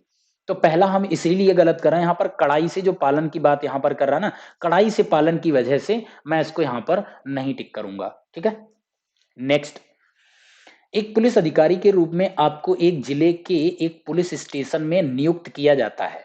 निम्नलिखित में से कौन सा उस अधिकारी का नाम है जो पुलिस स्टेशन का प्रभारी है? तो जो उस पुलिस स्टेशन का प्रभारी होता है उसको बोलते हैं स्टेशन हाउस अधिकारी, ठीक है, स्टेशन हाउस ऑफिसर बोलते हैं। ये पहला वाला सही होगा, ठीक है। नेक्स्ट, एक पुलिस अधिकारी के रूप में सब में कुछ धार्मिक रीति रिवाज पूजा स्थलों में महिलाओं के प्रवेश पर सर्वोच्च न्यायालय के निर्देश का उल्लंघन करते हैं। अब देखो यहाँ पर बात आ रही सर्वोच्च न्यायालय के निर्देशों का उल्लंघन, मतलब सुप्रीम कोर्ट के निर्देश जो दिए गए उनका उल्लंघन कर रहे हो।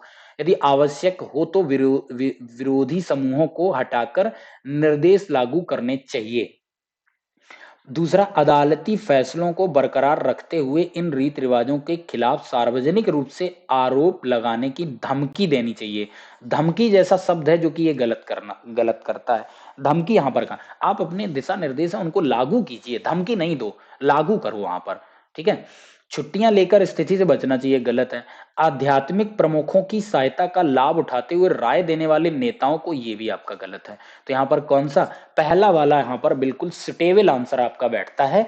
आवश्यक हो तो विरोधी समूह है उनको हटाइए और जो सुप्रीम कोर्ट ने दिशा निर्देश दिए हैं उनको लागू कीजिए, ये एक परफेक्ट तरीका है। नेक्स्ट, माँ बच्चा बादल, तो ये एनालॉगी का क्वेश्चन यहाँ पर आ गया है। देखो, बच्चे जो होते हैं वो माँ से बच्चा आता है, बच्चा माँ से आता है, और बादल, बादल से क्या आता, बादल से चमक आती है, घोष आता, मौसम, बारिश, बारिश आती है, ठीक है। बारिश यहां पर आपका आंसर होगा। निम्नलिखित प्रश्न में कुछ शब्द दिए गए हैं, उनमें से विषम को छोड़कर कुछ सामान्य। परेशान, परेशान एक तरीके से ऐसा है कि आपके साथ आप परेशान हो सकते हो, आप दुखी हो सकते हो, आपके साथ उत्पीड़न हुआ है। आपके साथ तोड़फोड़, ये नहीं हो सकता है, ठीक है। तोड़फोड़, तोड़फोड़, देखो ये सारे के सारे एक तरीके से हम ये भी कह सकते हैं जो तीन है ये निगेटिविटी आपके साथ हो रही है। तोड़फोड़ कभी हम पॉजिटिविटी के लिए करते हैं। मान लो बीच में कहीं कोई कुछ ऐसी चीज है और वहां पर हम रोड बना रहे हैं तो ये तोड़फोड़ करी जा रही है। या फिर ये निगेटिव में भी आता है, दोनों चीजों के लिए आता है। तोड़फोड़ ही हमारा अलग है, लेकिन इसमें कहीं पॉजिटिविटी तीनों में नहीं दिखेगी, जैसे कि मैंने पॉजिटिविटी की इसमें बात करी है। तो तोड़फोड़ एकदम रिवेज आपका करेक्ट ऑप्शन होगा। यहां पर आपका ये श्रृंखला आ जाती है। श्रृंखला बहुत ही टफ दी है। अगर मैं क्वेश्चन वहां पर कर रहा होता और आप लोगों ने भी क्वेश्चन किया हो तो ये क्वेश्चन एक्चुअली उन्होंने यहाँ पर छोड़ने वाला दिया था कि आप इस क्वेश्चन को छोड़ो, और नहीं छोड़ते हो तो अपना टाइम वेस्ट करो, इसलिए दिया है। तो आप कितने समझदार थे कितने नहीं थे, अगर आप वहां पर जूझते रहे करते रहे तो आपने टाइम भी वेस्ट किया और गलत भी टिक करके आओगे तो आप गलत हो जाओगे। तो देखो यहाँ पर क्या चल रहा है, यहां से ये चीज हुई, ये चीज हुई, ये चीज हुई। तो यहाँ पर देखो एक्चुअली क्या हुआ था, 2.3 में मल्टीप्लाई 3 से कराया प्लस 3 का स्क्वायर, ठीक है। तो हमको यहां पर मिलता है कितना, 15.9 मिलेगा। अगेन हम यहां पर करेंगे क्या, 15.9 इंटू कराएंगे 4 प्लस 4 का स्क्वायर, तो आपको यहां मिलेगा 79.6, ठीक है। फिर यहां पर आएगा 79.6 इंटू कराएंगे 5 प्लस कराएंगे 5 का स्क्वायर, तो आपको यहां पर मिलेगा 423, ठीक है। नेक्स्ट यहां पर आएगा 423 इंटू कराएंगे 6 प्लस 6 का हम करेंगे यहाँ पर स्क्वायर, तो आपको यहाँ पर मिलेगा 2574। ठीक है, अब 3 4 5 6 और उतने के स्क्वायर, तो यहाँ पर हम क्या करेंगे, 2574 है, इसमें मल्टीप्लाई हम कराएंगे किससे, 7 से, और हम जोड़ देंगे उसमें 7 का स्क्वायर। तो पहले 7 से मल्टीप्लाई करा लो, 7 चौको 28, 7 सत्ते 49 और 2 कैरी का 51, कैरी 5, 7 पंचे 35 और 5 40, कैरी 4, 7 दूनी 14 और 4 18, ये मल्टीपल आ गया, और 7 का स्क्वायर 49 इसमें जोड़ दो, कितना आएगा, 9 8 17, 4 5 1 6 0 18, तो यानी 18067, ऑप्शन नंबर यहाँ पर डी सही होगा आपका। क्लियर इतनी बात। तो ये क्वेश्चन छोड़ने वाला था, बिल्कुल भी करने वाला नहीं था वहां पर, क्योंकि इतना डीप में इस तरीके से दो दो ऑपरेशन करा रहे हैं, मल्टीप्लाई भी करा रहे हैं और स्क्वायर भी ऐड करा रहे हैं, तो ऐसे वहां पर सोच पाना एग्जाम के प्रेशर में रह करके थोड़ा सा टफ हो जाता है। अगला है मद्रास को ये लिखा जाता है, तो उसी कूट भाषा में इसको कैसे लिखेंगे, ध्यान से समझिएगा। MADRAS,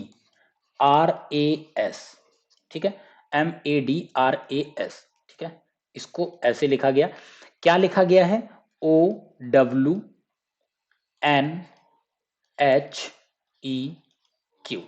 ठीक है। अब देखो कैसे समझेंगे, यहां पर एक्चुअली ये जब हमने समझा और किया है, तो यहां पर पहले 3 लेटर और लास्ट 3 लेटर का पेयर एक तरीके से बना, ठीक है, और पेयर में भी अब जो आपका m है, m की वैल्यू कितनी, 13, ठीक है, 13 के बाद यहां पर रिवर्स करके +3 करके सॉरी +4 करके यहां पर 17 किया गया, यानी जो पहला लेटर है वो लास्ट में आया है और +4 करके आया है। क्लियर इतनी बात। मैं यहां पे बात करूंगा टाइम सेविंग की, तो आपने 13 पूरा हमने ऑब्जर्व किया, भाई यहां पर हमको क्या मिला, 13 और 2 + 2 मिल रहा है, यहां पर फिर वो चीज नहीं दिखाई दी, यहां भी नहीं दिखाई दी, तो फिर हमने कुछ और लॉजिक लगाए, ठीक है, हमने देखा चलो ऐसे कर लेते हैं, m + 1 n हो जाता है, तो आपका d + 1 ऐसे हो जाना चाहिए, ये भी लॉजिक नहीं मिला। फिर हमने देखा m a e, तो यहां पर +4 +4 +4 ये सभी में हो रहा था, तो अगर पहले लेटर में +4 करके आपका लास्ट लेटर बनता है, 13 में +4 17 किया, क्यों बना, तो जो पूछा गया s उसका भी तो लास्ट में पहुंचा होगा, s की वैल्यू यहां पर होती 19, 19 में +4 करोगे 23, और 23 ओनली w होता है, सारे ऑप्शन गलत करो, ऑप्शन टिक करो, एक में ही लास्ट में w है, और बिल्कुल सही, तो ये देखो यहां पर टिक भी ये किया हुआ है, तो इसके नंबर बिल्कुल आपको 2 मिलेंगे। क्लियर इतनी बात। अगले श्याम उत्तर में 7 किलोमीटर चलता है, 7 किलोमीटर चलता, चला दो 7 किलोमीटर, फिर वह अपने दाईं ओर मुड़ता है, 3 किलोमीटर चलता, दाईं ओर मुड़कर 3 किलोमीटर चलता है, अपने दाईं ओर मुड़ता अगेन 7 किलोमीटर चलता है, तो फिर से 7 किलोमीटर चलता है, वहीं पर आ जाएगा उसी बराबर में। अब वह अपने प्रारंभिक बिंदु से किस दिशा में है, तो प्रारंभिक बिंदु तो ये है, अंतिम बिंदु ये है, यहां से देखोगे ये इधर कौन सी साइड होती है, ये आपका east sorry north south east और वेस्ट, तो यहां से कोई बंदा इधर इस तरफ एरो है ईस्ट, यानी ईस्ट का मतलब ऑप्शन बी पूर्व डायरेक्शन हो जाएगी, ठीक है। सुरेश की बहन राम की पत्नी है, तो सुरेश है, सुरेश की बहन है, और वो किसकी पत्नी है, राम की पत्नी है, हिंदी में ही लिख लेते हैं यहां पर, राम की पत्नी है, तो राम यहां पर उसके हस्बैंड हो जाएंगे, ठीक है। फिर कह रहा है राम रानी का भाई है, राम है वो किसका भाई है, रानी का, तो रानी यहां पर कौन है, अभी हमें कुछ पता नहीं है, मेल फीमेल दोनों हो सकता है, राम रानी का भाई है, राम के पिता मधुर हैं, राम के पिता कौन है, मधुर है, ठीक है, पिता है +साइन लगा दो। रेमा शीतल की बहू है, रेमा है वो शीतल की बहू है, ठीक है, शीतल राम की दादी हैं, शीतल राम की दादी हैं, तो राम की दादी मतलब एक जनरेशन और ऊपर यहां पर शीतल आ जाएंगी जो कि दादी होंगी, ठीक है, यहाँ -साइन लगाएंगे, दादी हैं, और शीतल रेमा शीतल की बहू है, शीतल की बहू मतलब उसका बेटे की बहू, ठीक है, डॉटर इन लॉ होता है, यहाँ पर देखो डॉटर इन लॉ लिखा है, यानी मधुर की पत्नी होगी कौन, यहाँ पर आपका रेमा, ठीक है, रेमा शीतल की बहू हो गई। रोहित रानी के भाई का बेटा है, रोहित है रानी का भाई, रानी का भाई राम, राम का बेटा यहां पर कौन हो जाएगा, रोहित, ठीक है, ये बेटा हो गया। सुरेश अब यहां पर पूछा रोहित सुरेश से किस प्रकार, सुरेश से किस प्रकार संबंधित, सुरेश की बहन, बहन बहन का पति मतलब जीजा, जीजा और ये बहन यानी बहन का ही बेटा है, बहन के बेटे को हम क्या बोलेंगे, भांजा। ऑप्शन नंबर नेफ्यू डी आपका करेक्ट ऑप्शन हो जाता है। नेक्स्ट, स्पिरिचुअल में दूसरे और पांचवें अक्षर का स्थान आपस में बदल दिया जाता है, इसी प्रकार चौथे और छठे अक्षर का स्थान क्रमशः सातवें और नवें अक्षर से बदल दिया जाता है। तो देखो अब हम यहां पर स्पिरिचुअल, तो यहां पर हम पहले लिख लेते हैं S P R S P I, S P I R I T U A L. तो यहाँ पर ये 1 नंबर, ये 2 3 4 5 6 7 8 9। अब ये क्या कह रहे हैं, दूसरे और पांचवें को आपस में बदल दिया जाता है, पी और आई, यानी यहां पर आई आ जाता है और यहां पर पी चला जाता है, ठीक है। इसी प्रकार चौथे और छठे, चौथे का मतलब छठे, यहां पर टी आ जाता है और यहां पर आर चला जाता है। फिर सातवें और नवें को बदल दिया, सातवें नवें यानी यहां पर एल आ जाता है और यहां पर यू चला जाता है। तो नए शब्द में अक्षरों की कितनी जोड़ियों के बीच में उतने ही अक्षर हैं। अब आगे या पीछे कैसे भी, जितने की अंग्रेजी वर्णमाला श्रृंखला में होते हैं। चलो अब यहां पर इसको हटा देते हैं, यहां पर क्या आ जाएगा आपका, ये एस आ जाएगा, यहां पर एज इट इज ये रहेगा और ये रहेगा। तो नया जो शब्द बना है उसमें आपको निकालना है, तो ये आपका यहां से हटा दो। अब देखो उनके बीच में उतने ही अक्षर हैं, तो देखो इसका तरीका ये होता है, हम एबीसीडी पढ़ते हैं, जहां पर जो लेटर मिल जाता है वही चीज आती है। मतलब एस और आई के बीच में देखेंगे कोई लेटर नहीं, जबकि एस और आई के बीच में अंग्रेजी वर्णमाला में कई लेटर होते हैं, तो ये पेयर नहीं बनेगा, ठीक है। तो हम यहाँ पर पढ़ते हुए चलेंगे, क्या करें, S T U V W X Y Z A, ठीक है, गलत हो जाएगा, नहीं मिला। आई से आगे बढ़ो, I J K L M N O P, क्या कोई मिला, फिर से देखो, I J K L M N O P, मतलब जहां पर हम जो लेटर पढ़ रहे हैं अगर वो उसी जगह लेटर मिल जाएगा तो पेयर बनेगा, अदरवाइज नहीं बनेगा। इससे भी नहीं बना, इससे बनाओ, आई J K L M N ओ, नहीं बनेगा। टी से आओ, T U V W X Y, ये भी नहीं बनेगा। P Q R S T, ये भी नहीं बनेगा। आर एस टी यू, ये आपका बन जाएगा आर और यू, ठीक है, इतनी सी बात क्लियर है, आर और यू। उसी तरीके से हम आगे बढ़ेंगे, एल एम एन नहीं मिला, ठीक है, ए बी नहीं मिला। अब इस साइड से हम चेक करेंगे, U V W X Y Z नहीं मिलेगा। ए से बढ़ो, A B C D E F G H नहीं मिलेगा। एल से आगे बढ़ो, M N O P Q R नहीं मिलेगा। आर एस टी, ये बिल्कुल मिल गया, क्या मिला, आर टी। आर और टी के बीच में कितने होते हैं, एक होता है।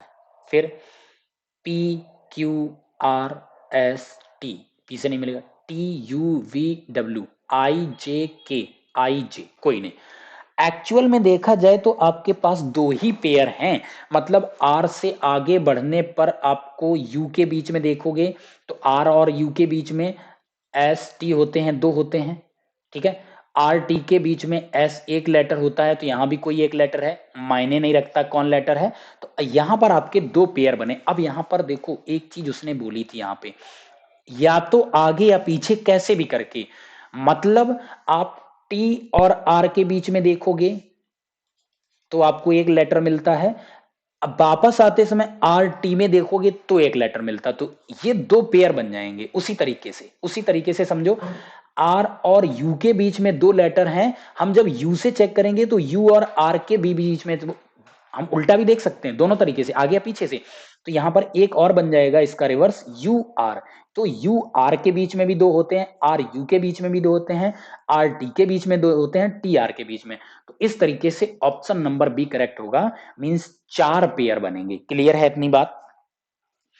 नेक्स्ट, एक घड़ी दोपहर के समय शुरू की जाती, अब दोपहर के समय देखो नून वाली बात आ जाती है, यानी 12 PM हो रहा होगा, यानी घड़ी में कितना बज रहा होगा, 12 बज रहा होगा। नून का मतलब यहां पर एक होता ही है 12 बजना, ठीक है। अब कह रहे हैं 4:10 पर, यानी 4:10 हो गए, घंटे की सुई घूम चुकी होगी कितने डिग्री। अब देखो यहां पे अगर हम बात करें, दूसरी एक घड़ी बनाते हैं 4:10, तो अभी तो घंटे की यहां पर सुई थी, घंटे वाली 4 बजे यहां पर 4 पर आ चुकी होगी, और मिनट वाली यहां पर आई होगी। ओवरऑल अगर हम बात करें, अगर आप लोगों ने पढ़ा होगा, तो जो आपकी आवर हैंड होती है वो 1 मिनट में कितना डिग्री कवर करती है, 1 मिनट में कवर करती है 1/2 डिग्री या 0.5 डिग्री, दोनों एक ही बात है। चाहो तो 1/2 बोल लो, 0.5 बोल लो, यानी 1 मिनट में घंटे वाली सुई आधा डिग्री कवर करती है। अब हमको यही निकालना है कि घड़ी ने टोटल 4 घंटे 10 मिनट में कितना कवर किया होगा, कितने मिनट कवर किया होगा। तो देखो 1 घंटे में कितने होते हैं, 12 बजे थे, 4 बजकर का मतलब 4 घंटे। 1 घंटे में घड़ी देखा जाए तो कितने मिनट होते हैं, 1 घंटे में 60 मिनट। तो 4 घंटे में कितने मिनट हो गए होंगे, 4 × 60 बराबर कितना, 240 मिनट। प्लस 10 मिनट और एक्स्ट्रा घड़ी चली है, प्लस 10 और करेंगे, तो टोटल घड़ी 250 मिनट चली है। तो 1 मिनट में आधा डिग्री, तो 250 मिनट में कितना, अगर एक का आधा आधा होता है तो 250 का आधा कितना हो जाएगा, 125 डिग्री। आपका करेक्ट ऑप्शन होगा ऑप्शन नंबर बी। क्लियर इतनी बात, यानी 125 डिग्री घड़ी ने कवर किया होगा। अब इतने देखो, पुराने जितने भी क्वेश्चन थे, पुराने प्रीवियस ईयर पेपर थे, कहीं भी घड़ी और कैलेंडर का क्वेश्चन, कैलेंडर का जरूर पूछा गया था, लेकिन घड़ी का क्वेश्चन नहीं पूछा गया। इस बार इसने घड़ी पूछ लिया, कैलेंडर का क्वेश्चन नहीं पूछा। तो ऐसा होता है, ये ऐसे करते हैं। नेक्स्ट यहां पर दिया गया है आपका, एक तरीके से ये डायग्राम से रिलेशन रखता है। जो आपका ये स्क्वायर है प्रशिक्षित नर्सें हैं, ट्रायंगल वाले हैं ये अस्पताल की नर्सें हैं, और ये विवाहित जनसंख्या है। पूछा क्या है, संख्या 7 क्या दर्शाया जाता है। संख्या 7 की बात करें तो देखो 7 हमारा सर्किल के उसमें आ रहा है, 7 हमारा ट्रायंगल में आ रहा है, 7 हमारा किसमें, इसमें नहीं आ रहा है।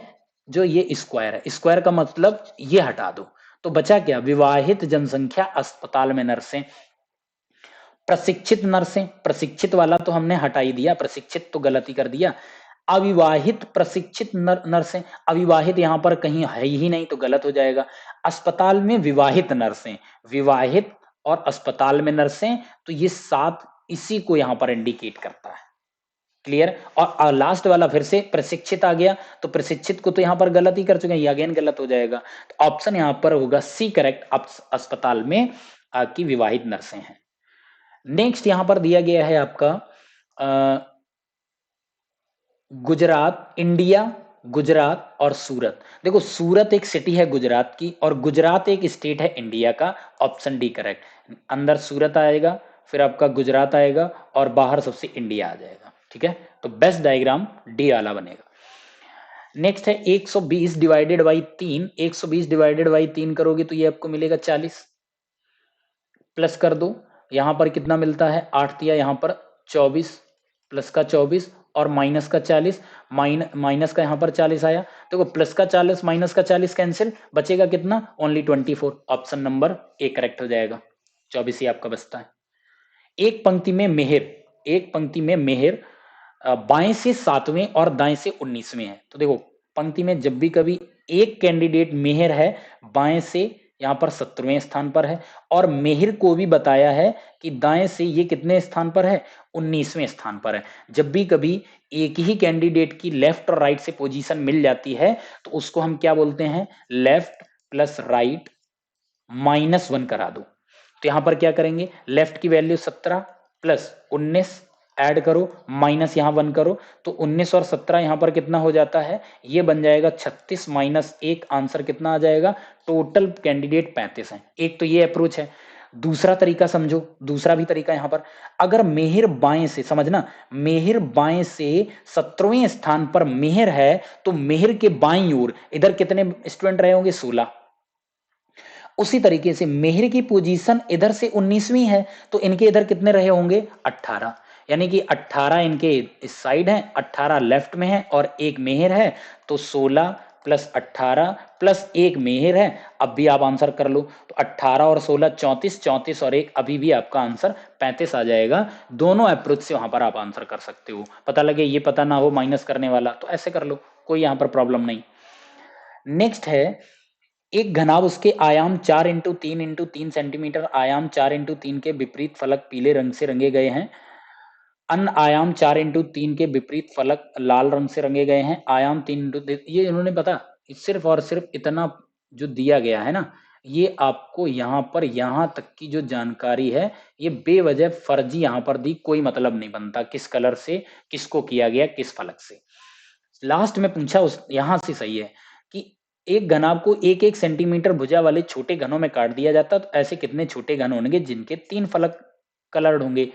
तो यहाँ पे अगर हम बात करें, देखो सबसे पहले मैं आपको समझा देता हूँ, 4 टाइप के आपको यहाँ पर मिलेंगे। पहला आपका कौन सा होगा, कॉर्नर क्यूब। कॉर्नर क्यूब, ठीक है। कॉर्नर क्यूब कौन से होते हैं, जिनकी 3 साइड कलर्ड होती हैं, ठीक है, 3 साइड कलर्ड होंगी, ठीक है। फिर दूसरा आता है आपका मिडिल क्यूब। मिडिल क्यूब होती हैं जिनकी 2 साइड कलर्ड होती हैं। तीसरे होते हैं सेंटर क्यूब, ठीक है। इनकी कितनी होती है, एक साइड कलर्ड होती है। और चौथा होता है आपका इनर क्यूब, जो किसी को दिखाई नहीं देता है, इसकी 0 साइड कलर्ड होती है। तो ये 4 टाइप के होते हैं। जो कॉर्नर क्यूब होते हैं इनका 3 साइड कलर्ड होती हैं और ये फिक्स होते हैं, 8 ही होते हैं।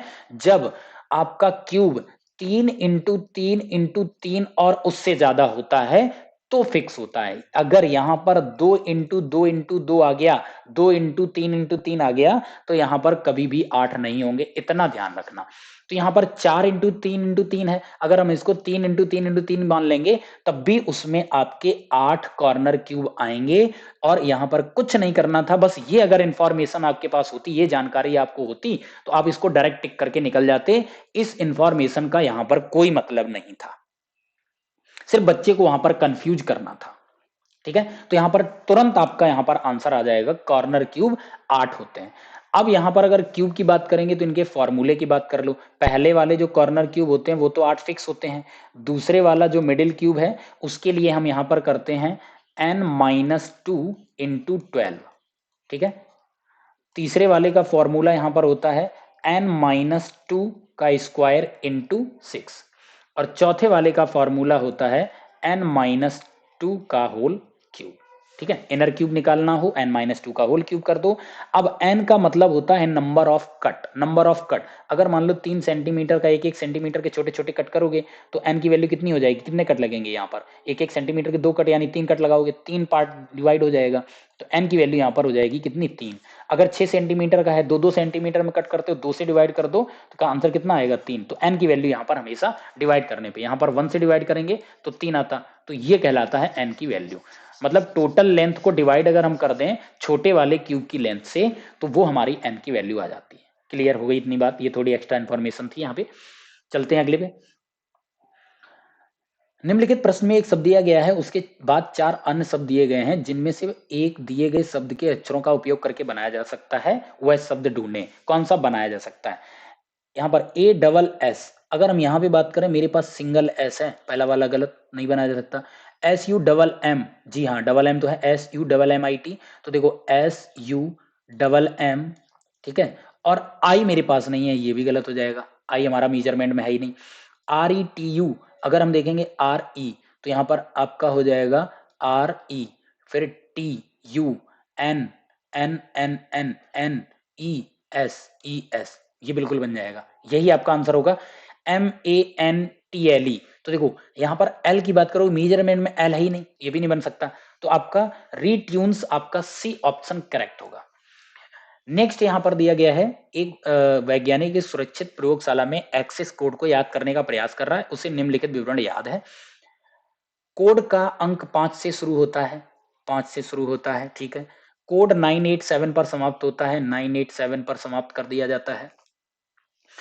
दूसरा अंक पहले अंक और 3 का योग, पहला अंक कितना है 5 और 3 प्लस कितना आएगा 8, यानी दूसरा अंक 8 हो गया। तीसरा अंक दूसरे का आधा है, तो दूसरा 8 का आधा 4 है। ठीक है, सारी आपकी यहाँ पर कंडीशन फुलफिल हो गई। तो आपका यहाँ पर कोड क्या मिला, 584 987, 584 987, ऑप्शन नंबर करेक्ट हो जाएगा कौन सा, बी। आसान क्वेश्चन था। यहाँ पर दिया जाता है कथन एक दिया गया है और उसके बाद यहाँ पर निष्कर्ष पूछे गए हैं। पानी का कोई आकार नहीं होता, पानी का कोई आकार नहीं होता, उसका आयतन होता है। ये बिल्कुल बात सही है, इसमें कोई डाउट नहीं है। उसी तरीके से कह रहे हैं ज्ञान पानी की तरह होता है। जैसे पानी है, पानी आप कहीं भी फैला दो, वो जहां भी मर्जी चला जाएगा, जहां उसको ढाल दिखेगा, जहां पर लगेगा वहां पर चला जाएगा। ठीक है, उसी तरीके से ज्ञान पानी की तरह है। उसी तरीके से हमारा ज्ञान होता है, जहां लगता है हमारा ज्ञान, जहां पर हम पेल सकते हैं एक तरीके से, वहां पर हम पूरी तरीके से ज्ञान पेलते हैं, और जहां पर नहीं जा सकता, नहीं हम पेल सकते, वहां पर हम नहीं ज्ञान देते हैं। जैसे पानी जहां जा सकता वहां जाएगा, ऊंचाई है तो पानी नहीं जाएगा, सीधी सी बात है। तो ज्ञान को पानी से कंपेयर कराया गया, जो एक तरफ से दूसरी तरफ बहता रहता है, जो ज्ञान की बात कर रहे हैं, एक तरफ से दूसरी तरफ बहता रहता है। हमने आपको बोला, आपने किसी और को बोला, किसी और को बोला। ज्ञान अंतः शास्त्रीय है। अंतः शास्त्रीय इंग्लिश में अगर पढ़ोगे इंटर डिसिप्लिनरी, मतलब आपके खुद का बनाया हुआ है, आपके अंदर से निकला हुआ ज्ञान है। तो ये बिल्कुल बात सही है, आपके अंदर से जो भी चीजें निकल रही हैं आप उसको ज्ञान मानते हो। ज्ञान एक विशिष्ट दायरे में सीमित होता है, कतई गलत आंसर। ज्ञान की कोई लिमिट ही नहीं है, आप जिंदगी निकल जाएगी, ज्ञान नहीं प्राप्त कर सकते पूरा। ज्ञान प्रत्यक्ष रूप से मानसिक गतिविधि के मूल को प्रभावित करता है। ये बात बिल्कुल सही, मानसिक गतिविधि मतलब यहां पर अगर पढ़ें, इन्फ्लुएंस करता है मेंटल एक्टिविटी को। इन्फ्लुएंस किस तरीके से करता है, प्रभावित करता है कि मान लो किसी ने कोई ज्ञान दिया, अब जैसे हम सोशल मीडिया पे ही देखते रहते हैं, तो यहाँ पर पता नहीं कैसे कैसे लोग ज्ञान देते रहते हैं। ठीक है, कोई ऐसे ज्ञान देता, हमारी तो लगी पड़ी है, लेकिन कहते हैं नहीं नहीं ऐसे नहीं, ऐसे सोचो, तो प्रभावित कर दिया उसने। और मेरी नहीं लगी पड़ी है तो उसने कुछ घटिया सिचुएशन दिखा के कर दिया, तो मेरे ऐसे हो गया। तो ये एक तरीके से बिल्कुल सही बात है, ज्ञान डायरेक्ट रूप से हमारे मेंटल को एक तरीके से इन्फ्लुएंस करता है, प्रभावित करता है। तो पहला वाला भी सही हो जाएगा। तो इस तरीके से आंसर आपका डी करेक्ट होगा। फर्स्ट और थर्ड दोनों ही अनुसरण करते हैं। क्लियर इतनी बात। नेक्स्ट, इसमें इसने पूछा है वह विकल्प चुने जो दिए गए संयोजन की दर्पण यानी मिरर इमेज से काफी मिलता जुलता है। तो देखो यहां पर हम क्या करते हैं, मिरर इमेज की अगर हम बात करेंगे तो ये चीजें क्या होती है, जो लास्ट में होता है वो सबसे पहले आता है, आई एच सब में रखा हुआ है। अब ये जो 6 है, इसका जो मिरर इमेज बनेगा वो कुछ ऐसे बनेगा। तो ऐसे हम देखेंगे दूसरे में नहीं है, और आपका लास्ट वाले में नहीं है। तो मेरे पास 2 ऑप्शन बचे। उसके बाद 1 और 1 सेम है। क्यू को देख लो, क्यू हमारा कुछ इस तरीके से है, तो ये मिरर इमेज में क्यू कुछ इस तरीके से यानी इधर आएगा। तो यहां पर इधर आने का मतलब सी ऑप्शन भी गलत हो जाएगा। सी में तो एज इट इज इन्होंने क्यू रख दिया, जैसे वहां पर ऐसे ही यहां पर। तो ऑप्शन कौन सा करेक्ट होगा, ए आपका ऑप्शन सही हो जाएगा। नेक्स्ट, यहां पर यूट्यूब पर भी कई लोग ये आंसर गलत दे रहे हैं इसका। ठीक है, यहां पर देखो 3 आकृति दी गई, कह रहे कौन सी बनाई जा सकती है। हम मान लेते हैं ये वाली आकृति आपने यहां पर फिट करा दी, लेकिन यहां पर देखो ये हल्का सा टिल्ट होके कुछ ऐसे करके है। और अगर ये देखोगे तो ये एक जैसे दोनों नहीं है, यहां पर तो एक जैसे बन रहे, पहला ऑप्शन नहीं हो सकता। दूसरे ऑप्शन पे अगर हम आ जाएं, मान लो ये वाला है, इसको हम यहां पे बना दें सपोज ऐसे करके, ये हमने ये वाला बना दिया। अब क्या ये 2 वाले बचे हैं, इनको कैसे बना सकते हो, किसी तरीके से आप यहां बनाओगे, बिल्कुल बन जाएगा। कैसे, इसको हम यहां पर ऐसे कर जाएंगे। तो जो ये आपका बड़ा वाला है, ये वाला, ये तो आपका ये नीचे बन गया। ठीक है, और जो ये वाला है, ये देखो एक छोटी साइड और उसकी 2 यहां पर बड़ी साइड आपको ये बनती दिख जाएंगी। बिल्कुल करेक्ट ऑप्शन आपका बी बन रहा है। सी में आओगे तो एक तो आपने यहां पर कर दिया कि आपने ये इस तरीके से बना दिया। अब इसमें ये कैसे, आप ट्रायंगल बनाओगे तो हाफ हाफ कर सकते हो, तो ये फिर से सेम बन जाएंगे, जबकि ये एक जैसे नहीं है, तो ये भी नहीं हो सकता। यहां भी आप ट्रायंगल के लिए आप कैसे करोगे, इसको करोगे, अगेन करने आओगे तो फिर नहीं बनेगा।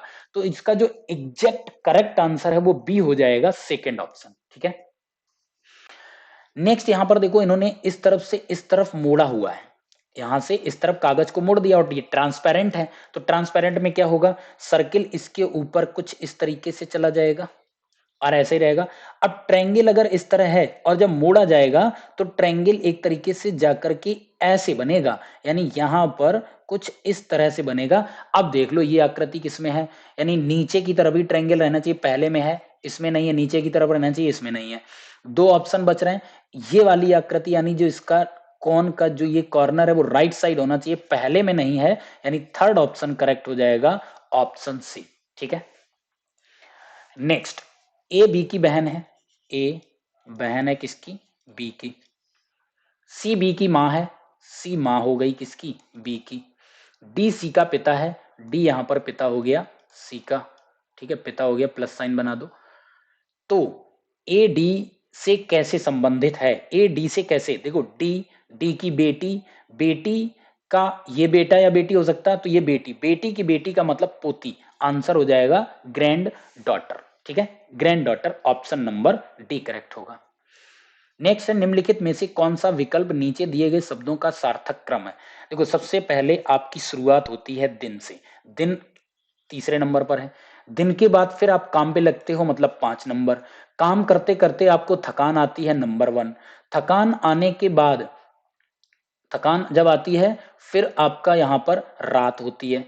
ठीक है, नींद के बाद रात नहीं होती, रात आती है तो नींद आती है, रात में नींद आती है, तो मतलब 2 और 4, यानी 351 24, ऑप्शन नंबर 351 24 20 बी करेक्ट होगा यहां पर, ये लॉजिकली बिल्कुल सही है यहां पे। ऐसा question as it is previous year question paper जो पुलिस का है उसमें एज इट इज क्वेश्चन पूछा गया, डिट्टो क्वेश्चन, कोई यहां पर डाउट नहीं, ऑप्शन इधर के उधर कर दिए होंगे, बस इतना किया होगा। इनमें एक्चुअली क्या है, चारों डायरेक्शन है यहाँ पर, north south east west, north south east west, यहां पर नॉर्थ नॉर्थ 2 बार आ गया, यही आपका ऑप्शन। बाकी सारे ऑप्शंस देखोगे चारों डायरेक्शन है, यहां पर नॉर्थ नॉर्थ मिला, ये आपको वेस्ट मिल गया, ये आपको साउथ मिल गया, आपको ईस्ट तो यहां मिला ही नहीं है, राइट साइड तो यहां मिला ही नहीं है, तो यही आपका ऑड है, यही आपको अलग निकालना है, डिफरेंट यही हो गया। नेक्स्ट है, एक टोकरी में सेबों की संख्या हर मिनट 2 गुनी हो जाती है, यदि टोकरी 1 घंटे में सेबों से भर जाती है तो टोकरी आधी कब भरी होगी। मैं मान लेता हूं, ध्यान से समझना, एक ये टोकरी है, ठीक है, इसमें 4 सेब टोटल, 4 सेबों में ये फुल हो जाती है, ध्यान समझना, 4 सेबों में फिल हो जाती है। तो आप क्या करोगे, टोकरी में पहले मिनट में आप 1 डालोगे, दूसरे मिनट में इसमें कितने 2 आ जाएंगे, बोलो, पहले मिनट में 1 जाएगा, दूसरे मिनट में यहां पर 2 आ जाएंगे, और तीसरे मिनट फिर यहां पर क्या करोगे, तीसरे मिनट फिर से यहां भर दोगे। तो देखो दूसरे मिनट में यहां पर क्या हुआ, उससे डबल, हर मिनट 2 गुनी हो जाती है, तो 2 गुनी का मतलब जब आपने लास्ट मिनट में भरा होगा ना, तो लास्ट मिनट में आधी भरी होगी, मतलब आपने जितने मिनट काम किया होगा, ये अगर आधी भरी है, पिछले मिनट में जितने हमने भरे होंगे उसके जस्ट अगले मिनट में 2 गुने, अगर पिछले मिनट में आपने 2 भरे होंगे तो अगले मिनट में 4 यहां पर आ जाएगा, जस्ट उससे 2 गुनी। ठीक है, तो यहां पर कुछ इस तरीके से, आई होप ये बात क्लियर है। 2 गुनी हो जाती, टोकरी 1 घंटे में भर जाती है, तो 2 गुनी का मतलब है कि आपने अगर पिछले इतने भरे होंगे तो आपका यहां पर 59, यानी लास्ट के 1 मिनट में उससे आपने डबल भर दिया होगा, तो इसका आंसर बनेगा 59 मिनट। सबसे पहले देखो इसमें आपको मल्टीप्लाई यहां पे करना, ये आपको 3 निकल के आ जाएगा, 3 का मल्टीप्लाई हम कर देंगे किसमें, 1/4 में, तो ये बन जाएगा आपका 3/4। ठीक है, अब पहले यहां पे मल्टीप्लाई करेंगे, फिर जाके हम प्लस करेंगे, यहां पर हम प्लस लगा देते हैं, तो आपने ये वाला तो कर लिया प्लस के इधर, अब इसका भी मल्टीप्लाई कर लो, ये 4 तिया 12 1 13, यानी 2/5 इंटू 13/4, ये आपका बनेगा, ये कितना बन जाएगा 26/20, 26/20, तो यहां पर 26/20 को ऐड कर दो, कितना यहां पर आएगा, आपका एलसीएम तो 20 ही हो जाएगा, 4 पंचे 20, 5 तिया 15, 15 प्लस 26, ये आपका बन जाता है 41, 41/20 करोगे, अब 20 से डिवाइड करोगे, 20 दूनी 40, 1 बचेगा, 1/20 आपका आंसर, 2 सही 1/20, यानी करेक्ट ऑप्शन हो जाएगा आपका बी। आई होप आप लोगों ने बहुत अच्छे समझ लिया होगा, तो आप इसको चेक कीजिएगा आपके कितने आंसर सही हैं। तो हमने इसके कल के जो दोनों हमारे प्रीवियस ईयर पेपर नहीं कहेंगे, कल के दोनों शिफ्ट के जो पेपर थे उनका मैंने सॉल्यूशन आपको करके मैथ्स का दे दिया है, रीजनिंग का एक का दिया है, सेकंड शिफ्ट का हम आपको दे देंगे। तो आज जो भी कोई पेपर देने जा रहे हैं तो ये पेपर जरूर देख करके जाएं, ठीक है। तो इसी के साथ हम मिलेंगे नेक्स्ट पेपर के डिस्कशन के साथ, तब तक के लिए bye bye, take care, thank you.